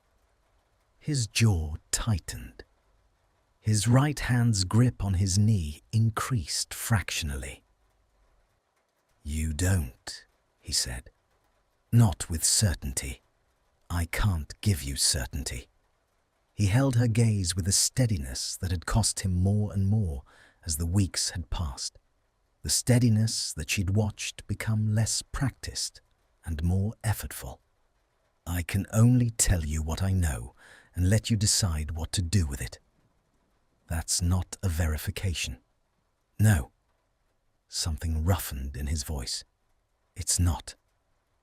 She looked at him for a long moment, at the line of his shoulders and the tightness of his hand, and the wet hair and the careful distance he'd left on the bench, and the way he'd said, "I'm sorry," at the end of the Patronus message, which had been 2 words appended to operational intelligence with no strategic purpose, no advantage to be extracted from their inclusion, nothing to be gained by saying them. "I'm sorry." She had turned those 2 words over in the dark for 3 days, had tested them for function, had looked for the seam, the constructed quality, the calculated decision to include them, had found, repeatedly, that they fit no pattern she could identify in strategic communication. They were simply what they were. An apology from a man who did not apologize easily, sent into uncertainty, with no audience except the possibility that she'd believe it. "The Sterling extraction," she said. He looked up. "I want to rebuild the plan." She stood, moved to the table, spread the map with familiar hands. "With you, using the facility intelligence as the primary base and building redundancy into every phase." She looked back at him over her shoulder. "That means working together for the next 36 hours. Here." He was very still. "You do that." "I'm doing it." She turned back to the map. "Come and look at the approach vectors." He rose from the bench after a moment, crossed to the table, and stood beside her. Close. Not the careful 6 feet of the ruins, not the 6 inches of the bridge railing. Closer than that. She was aware of the warmth of him against the shed's cold, the wet wool smell of his coat, the specific quality of his attention as it moved across the map with a thoroughness that matched her own. "The east approach is compromised," he said. "They widened the patrol radius 2 weeks ago." She made a notation. "Western approach through the tree line. Guard rotation changes at 3. There's a 14-minute window. 14 minutes for 6 people through a tree line. 8. He paused. "I'm going in." She turned to look at him. He was still studying the map, his finger tracing the tree line's edge, his expression the one she'd learned to read as the face of a decision already made and requiring no further deliberation. "That's not. I know the facility layout. I've been inside it." His voice didn't change pitch or pace. "You need a point of entry that doesn't trigger the internal wards. I know which doorways are dead zones in the monitoring matrix." He finally looked at her. "You need me in there.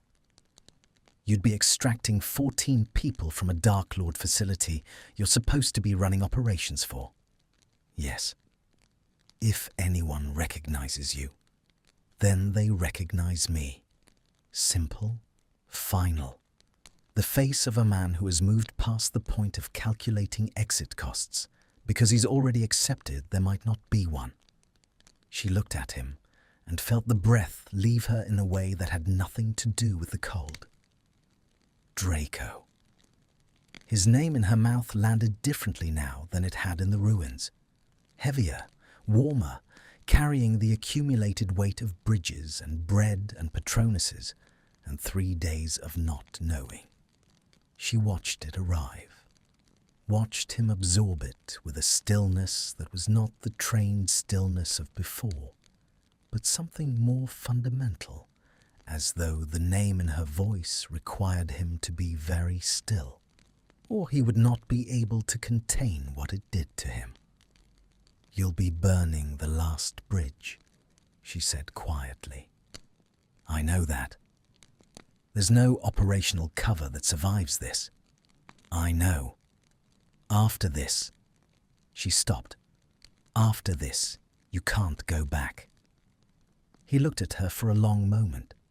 The map was between them on the table, covered in their combined notations, two kinds of handwriting learning each other's habits.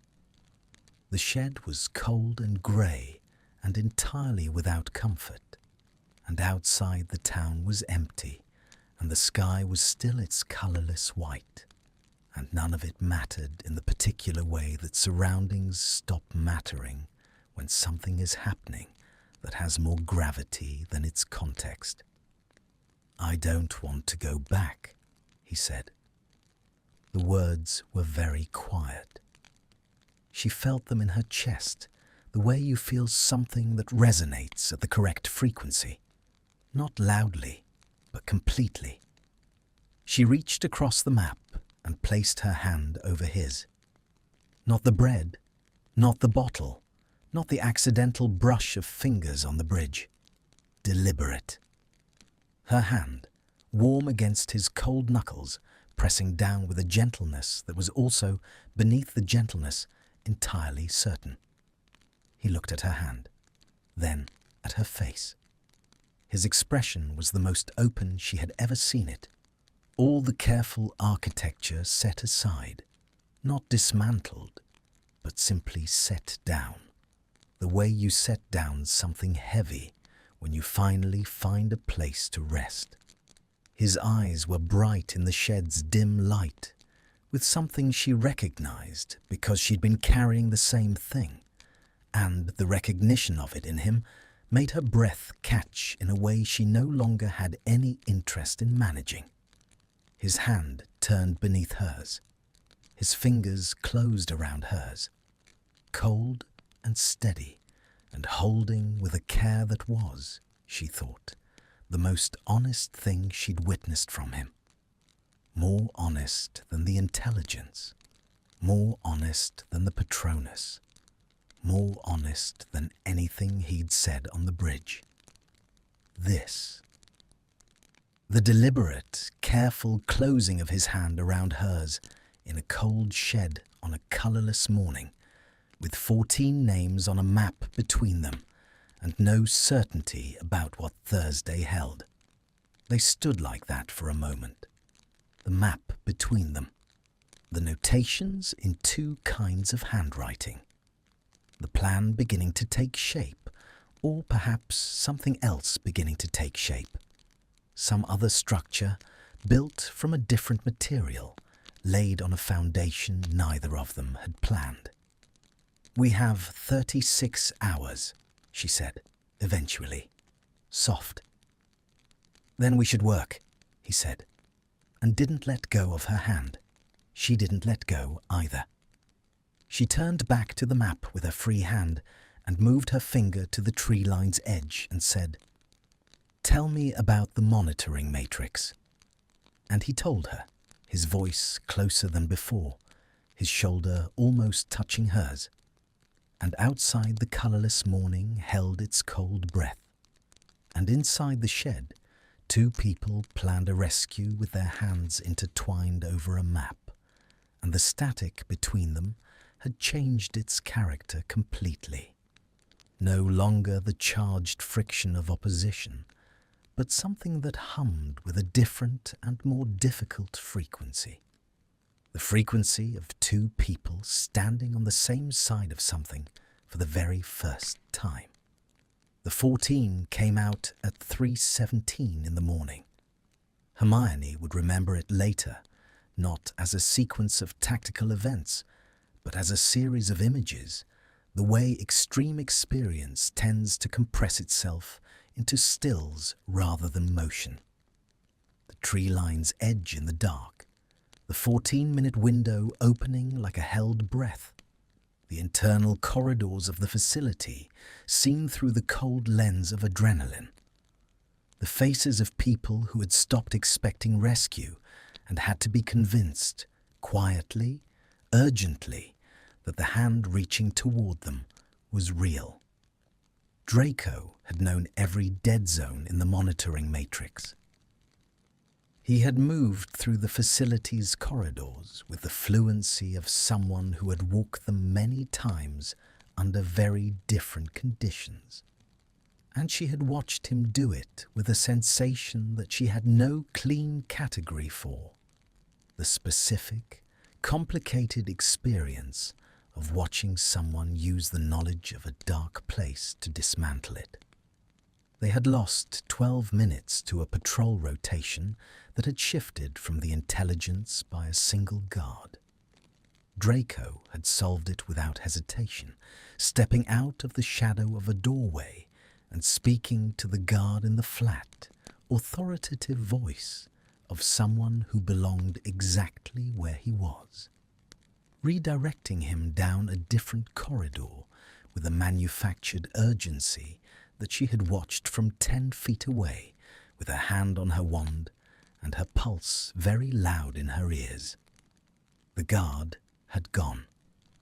Draco had returned to her side, and she had looked at his face in the facility's cold internal lighting, the precise, controlled face of someone running on the absolute edge of their capacity.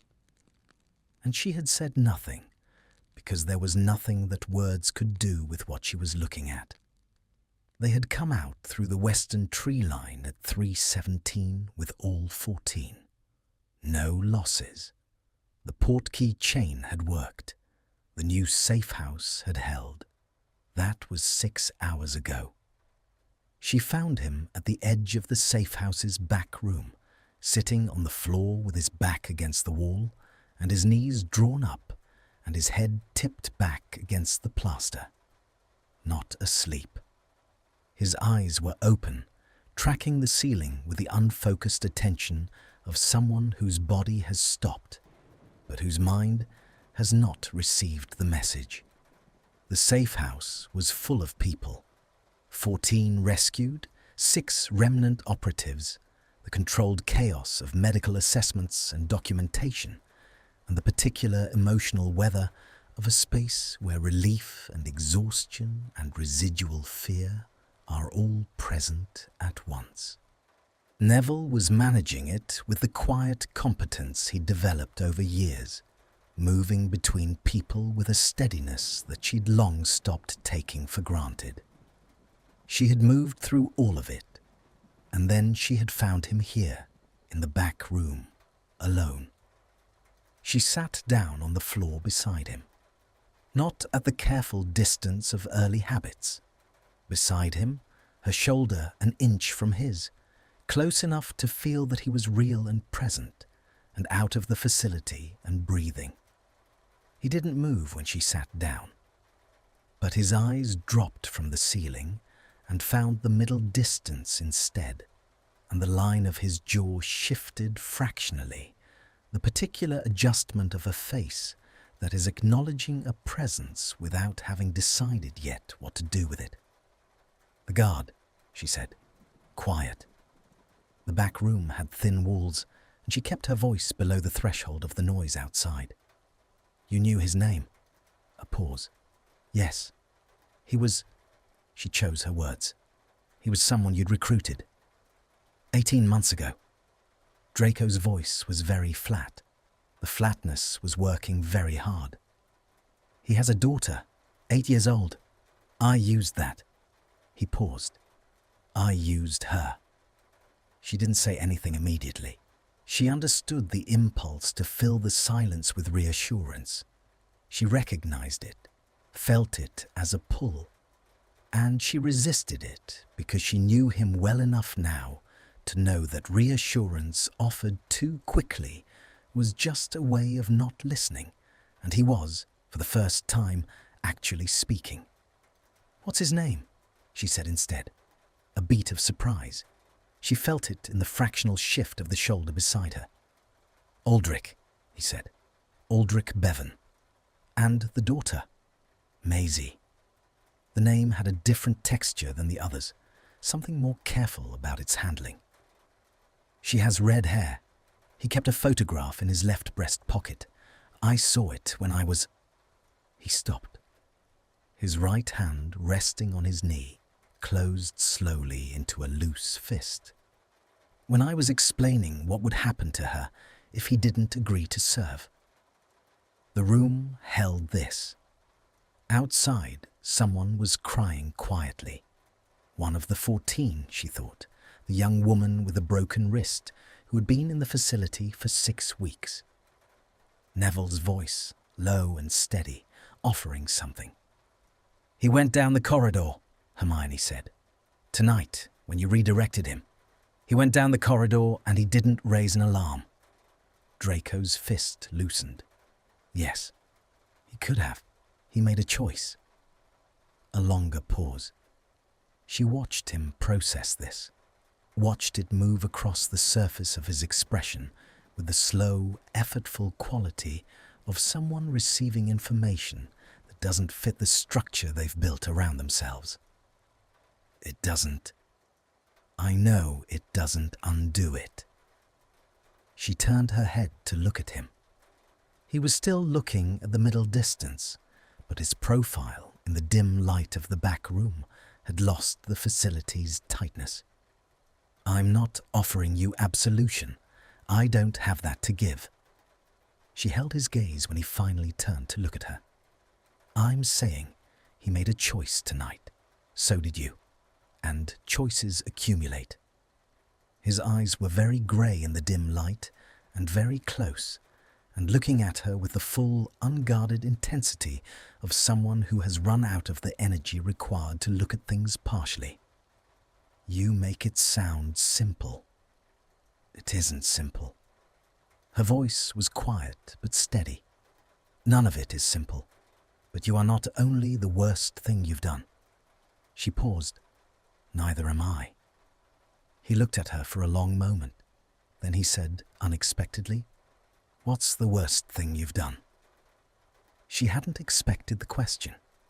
She sat with it for a moment, feeling its weight, deciding what it deserved. "I sent a man named Croft on a mission I knew had a 30% survival probability without telling him the full assessment. I needed him to go, and I knew he'd refuse if he had the real numbers." She looked at her own hands, resting on her knees. "He came back, but I made the calculation and I didn't tell him, and I would make it again, and I'm not sure what that makes me." Draco was quiet. "Survival math," he said eventually. "You learn to do it without flinching." "Yes." She looked back at him. "And then you have to live in the same body as the person who did the math." Something in his face opened at that. Recognition, she thought, the specific resonance of someone hearing their own experience named by another person. The expression was brief and unguarded, and then he looked away, but the looking away was softer than it would have been 2 hours ago, the retreat of someone who has been seen, rather than the retreat of someone protecting a position. "The remnant," he said after a moment. "What happens now? With me. Now you're under our protection." She'd had this conversation with Neville 6 hours ago, standing in the hallway outside the room where the 14 were being assessed, speaking in low voices while the night pressed against the windows. Neville had listened and been very quiet, and then said, "All right." 2 words carrying more loyalty than most speeches. "There's a process for establishing a protected status. It takes time. There are people in our network who will need convincing. I'll be convincing to exactly no one. You brought out 14 people tonight." She held his gaze. "People whose names you knew. That's a convincing argument." He was quiet again. She'd noticed this about him over the weeks, the way genuine emotion made him quieter rather than louder, the inverse of the adolescent who'd weaponized volume and contempt. What he felt most deeply, he said least about, and what he said least about, she'd learned to listen to most carefully. Granger, he said, then stopped. Hermione, she said. He blinked. The fraction of surprise on his face was, she thought, one of the things she'd remember about this night alongside the tree line and the 14 faces and the guard who'd made a choice. Hermione, he repeated, carefully, as though the word required specific handling. What happens after the process? After the convincing? She understood that he wasn't asking about operational logistics. She'd known him long enough to read beneath the surface of his questions, to hear the one inside the one. He was asking something that had its address in the back room of a safe house at 4 a.m, in the 6 hours since they'd come out of the tree line together, in the map in the railway shed with the 2 kinds of handwriting, in a bridge in the rain and a ward in the ruins, and the very first night when she'd held out a piece of bread and he'd taken it with hands that were careful not to touch hers. He was asking what she was going to do about the thing between them that had stopped being ignorable approximately 3 weeks ago, and had tonight become something she could no longer ask herself to file under any operational category. She took a breath, let it out slowly. I don't know exactly, she said. I've been a little occupied with the war. Something shifted in his face at that, the ghost of an expression she'd only seen the ghost of before, something that lived in the same neighborhood as amusement, but was warmer than that, less defended, almost painful in its rarity. Not quite a smile, but the beginning of one, the structural suggestion of it, the face doing something it hadn't done in a long time and wasn't sure it still knew how. The war, he said. Yes, that. When it's over, she stopped herself. The conditional was too large and too uncertain. She found a different frame. I've spent 3 years not thinking beyond the next mission. I'm trying to learn to think further. And what do you see? He said quietly. When you think further. She looked at him. At the new shadows under his eyes, and the ghost smile, and the careful way he was holding his left arm, and the grey of his eyes in the dim light, and the specific quality of his attention on her, which had been, she realized, an attention she'd been moving toward rather than away from for a very long time. This, she said, simple, the word doing all the work she had. He was still for a moment. Then his right hand moved from his knee and found her hand on hers, and the closing of his fingers was the same as in the railway shed, deliberate, careful, unhurried, but with something added to it now, something that the shed hadn't yet had room for, a warmth that had nothing to do with temperature. I used to know exactly what I thought about you, he said low. I know. I used to know exactly what I thought about you. And now. She turned her hand over beneath his, laced her fingers through his properly, felt the particular interlocking of it, the specific warmth of a hand that had been cold every time she'd touched it, finally not being cold. Now, I think you're the most complicated person I've ever known, and I've known Harry Potter for 17 years. The ghost smile became something more than a ghost, brief, fractured, barely there, but there, real. The first real smile she'd seen from him, unperformed, unprepared, arriving without his permission in the back room of a safe house at 4 a.m. It changed his face completely. She felt it land in her chest like a struck note, resonant and warm and uncontainable, and she did not try to contain it. She sat with her shoulder against his, and her fingers through his, and she let herself look at the thing that had been building since a ward sealed in the ruins, and she found it was not frightening so much as it was large, larger than the war, larger than the years of wrong assumptions, larger than everything they'd had to dismantle to get here.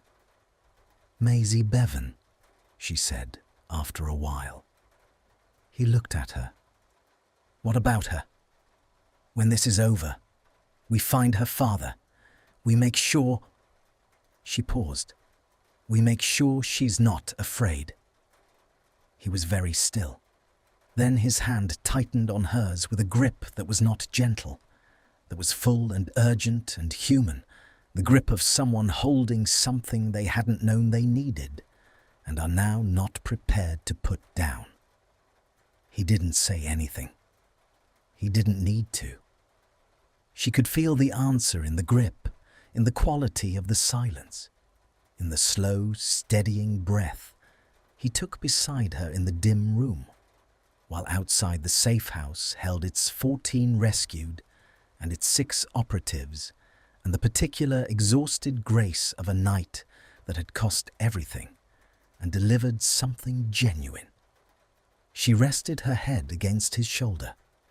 He went very still at the contact, a single arrested moment, and then his shoulder dropped fractionally, accommodating her, and his thumb moved once across the back of her hand, slow and deliberate. Outside, someone had stopped crying. The war ended on a Tuesday, not with the dramatic finality that legend would later construct around it, not with a single decisive confrontation or a moment of operatic clarity. It ended the way most things that have gone on too long end, incrementally, then suddenly, the structure failing not at a single point, but at many points simultaneously, until what remained was no longer sufficient to hold itself up. Hermione heard it in a safe house outside Edinburgh, bent over a communications array at 2 in the afternoon, and the first thing she felt was not triumph. It was a vast, structural silence, the sudden absence of the frequency she'd been tuned to for 3 years, the particular noise of sustained emergency going quiet all at once. She sat very still and let the silence be as large as it was, and then she put her face in her hands and breathed into her palms for approximately 30 seconds, and then she straightened and began the work of telling people. Draco was not in the safe house. He had been, in the 6 weeks since Sterling, a specific kind of present in her life.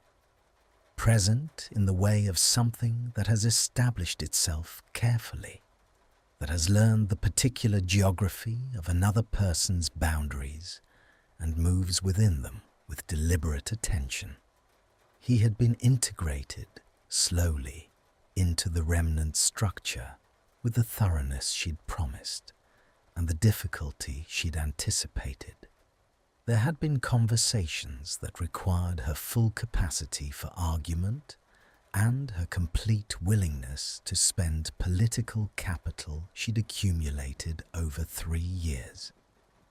There had been people who'd looked at her across tables with expressions that asked questions she'd answered without flinching. Neville had been the easiest and the hardest simultaneously. Easiest, because his loyalty to her was the kind that had survived every test the war had provided. Hardest, because his loyalty to her meant he'd seen things she hadn't shown other people. The way her attention reorganized itself when Draco was in the room, the quality of her focus when she was reading his reports, the specific pattern of her silences that Neville, who had known her since they were children, could read as fluently as text. He hadn't said anything about any of it. This was, she had understood, its own form of eloquence. Draco had spent the 6 weeks earning what she'd claimed he could earn, methodically, without performance, in the particular way of someone who has decided that the only argument worth making is the one made through action.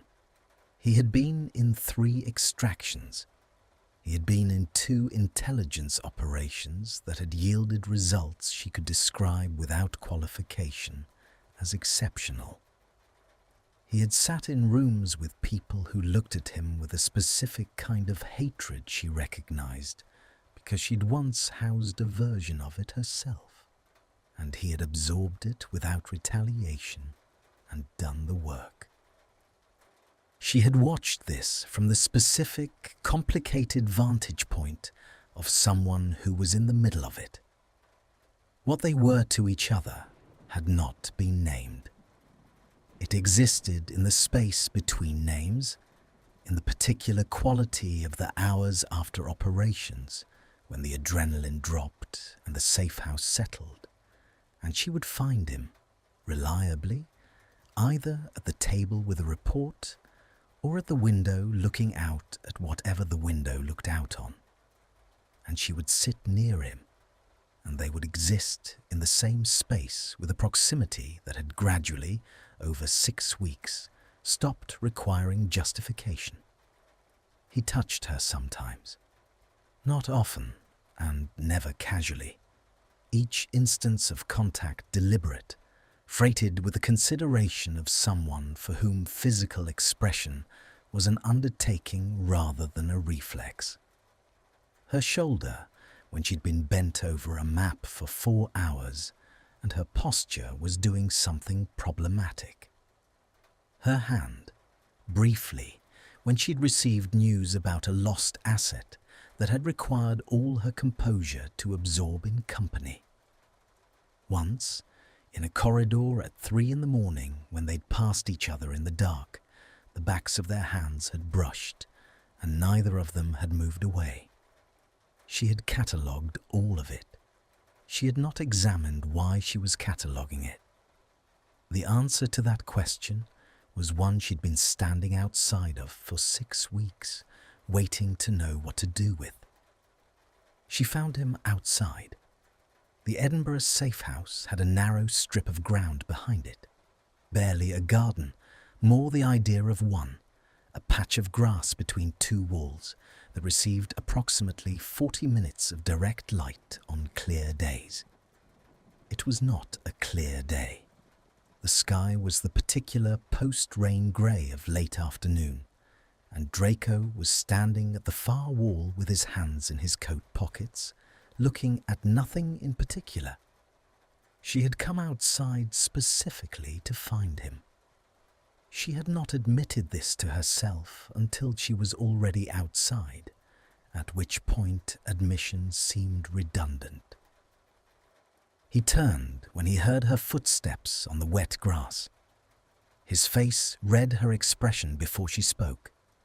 She'd noticed he did this, assembled information from her face with a speed and accuracy that had initially unsettled her, and now felt simply like being known. "It's over," he said, not a question. "It's over." He looked at her for a moment. Then he looked back at the wall.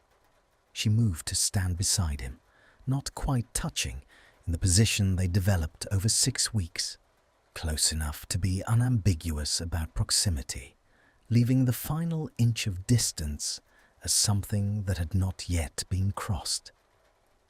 "How does it feel?" he said. She considered this with the honesty she'd come to believe was the only appropriate register for conversations with him. "Strange," she said, "like a sound you've been hearing for so long that its absence is louder than it was." He made a small sound of recognition, barely audible. "Yes." They stood in the grey afternoon for a moment. The wall was old brick, the mortar between courses crumbling at the edges, vegetation working its patient way through every available gap. She looked at it without seeing it, feeling the silence of the ended war press against her from all directions, vast and unfamiliar. "What happens now?" he said. The question from the back room of the Sterling safe house, asked again with a different weight. Not operational now. Not the question of a man calculating his survival probability. Something more open than that. Something that required more from the answer. She turned to look at him.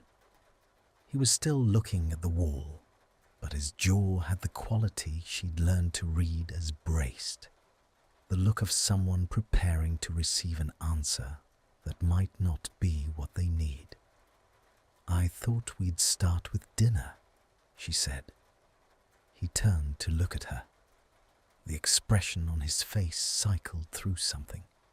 Surprise, and then something warmer that immediately tried to compose itself and didn't entirely succeed. Dinner. An actual meal. At a table. That isn't the mission table. She held his gaze with a steadiness that had nothing defensive in it now. Just her, looking at him without the architecture of operational distance. "I believe the concept still exists, technically. We could investigate." The ghost smile arrived again, and this time it didn't remain a ghost. It became the real thing. The full, fractured, unperformed smile she'd seen only once before, in the back room at 4 a.m, the smile that changed his face completely, and that she had thought about more times than she intended to have thought about it. "You're suggesting we behave like people." "I'm suggesting we try." She felt something move through her chest. The particular warmth of a levity that had arrived without being forced, that had grown from something genuine and shared. "I'm aware we're out of practice." He looked at her with the full, unguarded attention that had been, she thought, the primary instrument of her undoing. That grey-eyed, specific quality of attention that had been tracking her with such precision for so long that being the recipient of it had come to feel like a kind of gravity. "I have to tell you something," he said, and the levity shifted slightly, becoming something more careful. She waited. "The early reports." He looked at the wall briefly, then back at her with the deliberateness of someone who has decided to say the true thing even when the true thing is complicated. "When I was in intelligence, before field operations, I wrote 3 assessment reports on the remnant." A pause. "On you specifically." "I know," she said. He blinked. "You know. We recovered a cache of intelligence documents 8 months ago. Your reports were in it." She watched his expression process this. "You wrote that I was the single most significant strategic threat to the Dark Lord's operation in Britain." A pause of her own. "You recommended significant resources be allocated to my neutralization." He was very still. "Hermione." "You also wrote," she continued, with the careful precision of someone delivering the whole truth rather than a useful portion of it, "that any direct operation against me would fail because my threat assessment was based not on location or resources, but on the quality of my judgment, which was, and I'm quoting your assessment here, effectively impossible to outmaneuver through conventional means." She held his gaze. "I read that report 4 times. He stared at her. "You read it 4 times. "I was trying to determine," she said with complete composure, "whether it was the most frightening thing anyone had ever written about me, or the most flattering." Something broke open in his expression at that. Not the ghost smile, not the fractured one, but a laugh. sudden and genuine and surprised out of him, a sound she had never heard from him before. And it was so unexpected and so human and so entirely unlike every other sound the war had made that she felt it move through her, the way warmth moves through something that has been cold for a long time, reaching into all the spaces that coldness had occupied and displacing it. He laughed, and she looked at his face, and something she had been standing outside of for months opened its door from the inside. She stepped forward. The last inch of distance, crossed without ceremony, without the careful architecture of approach she'd been maintaining for weeks.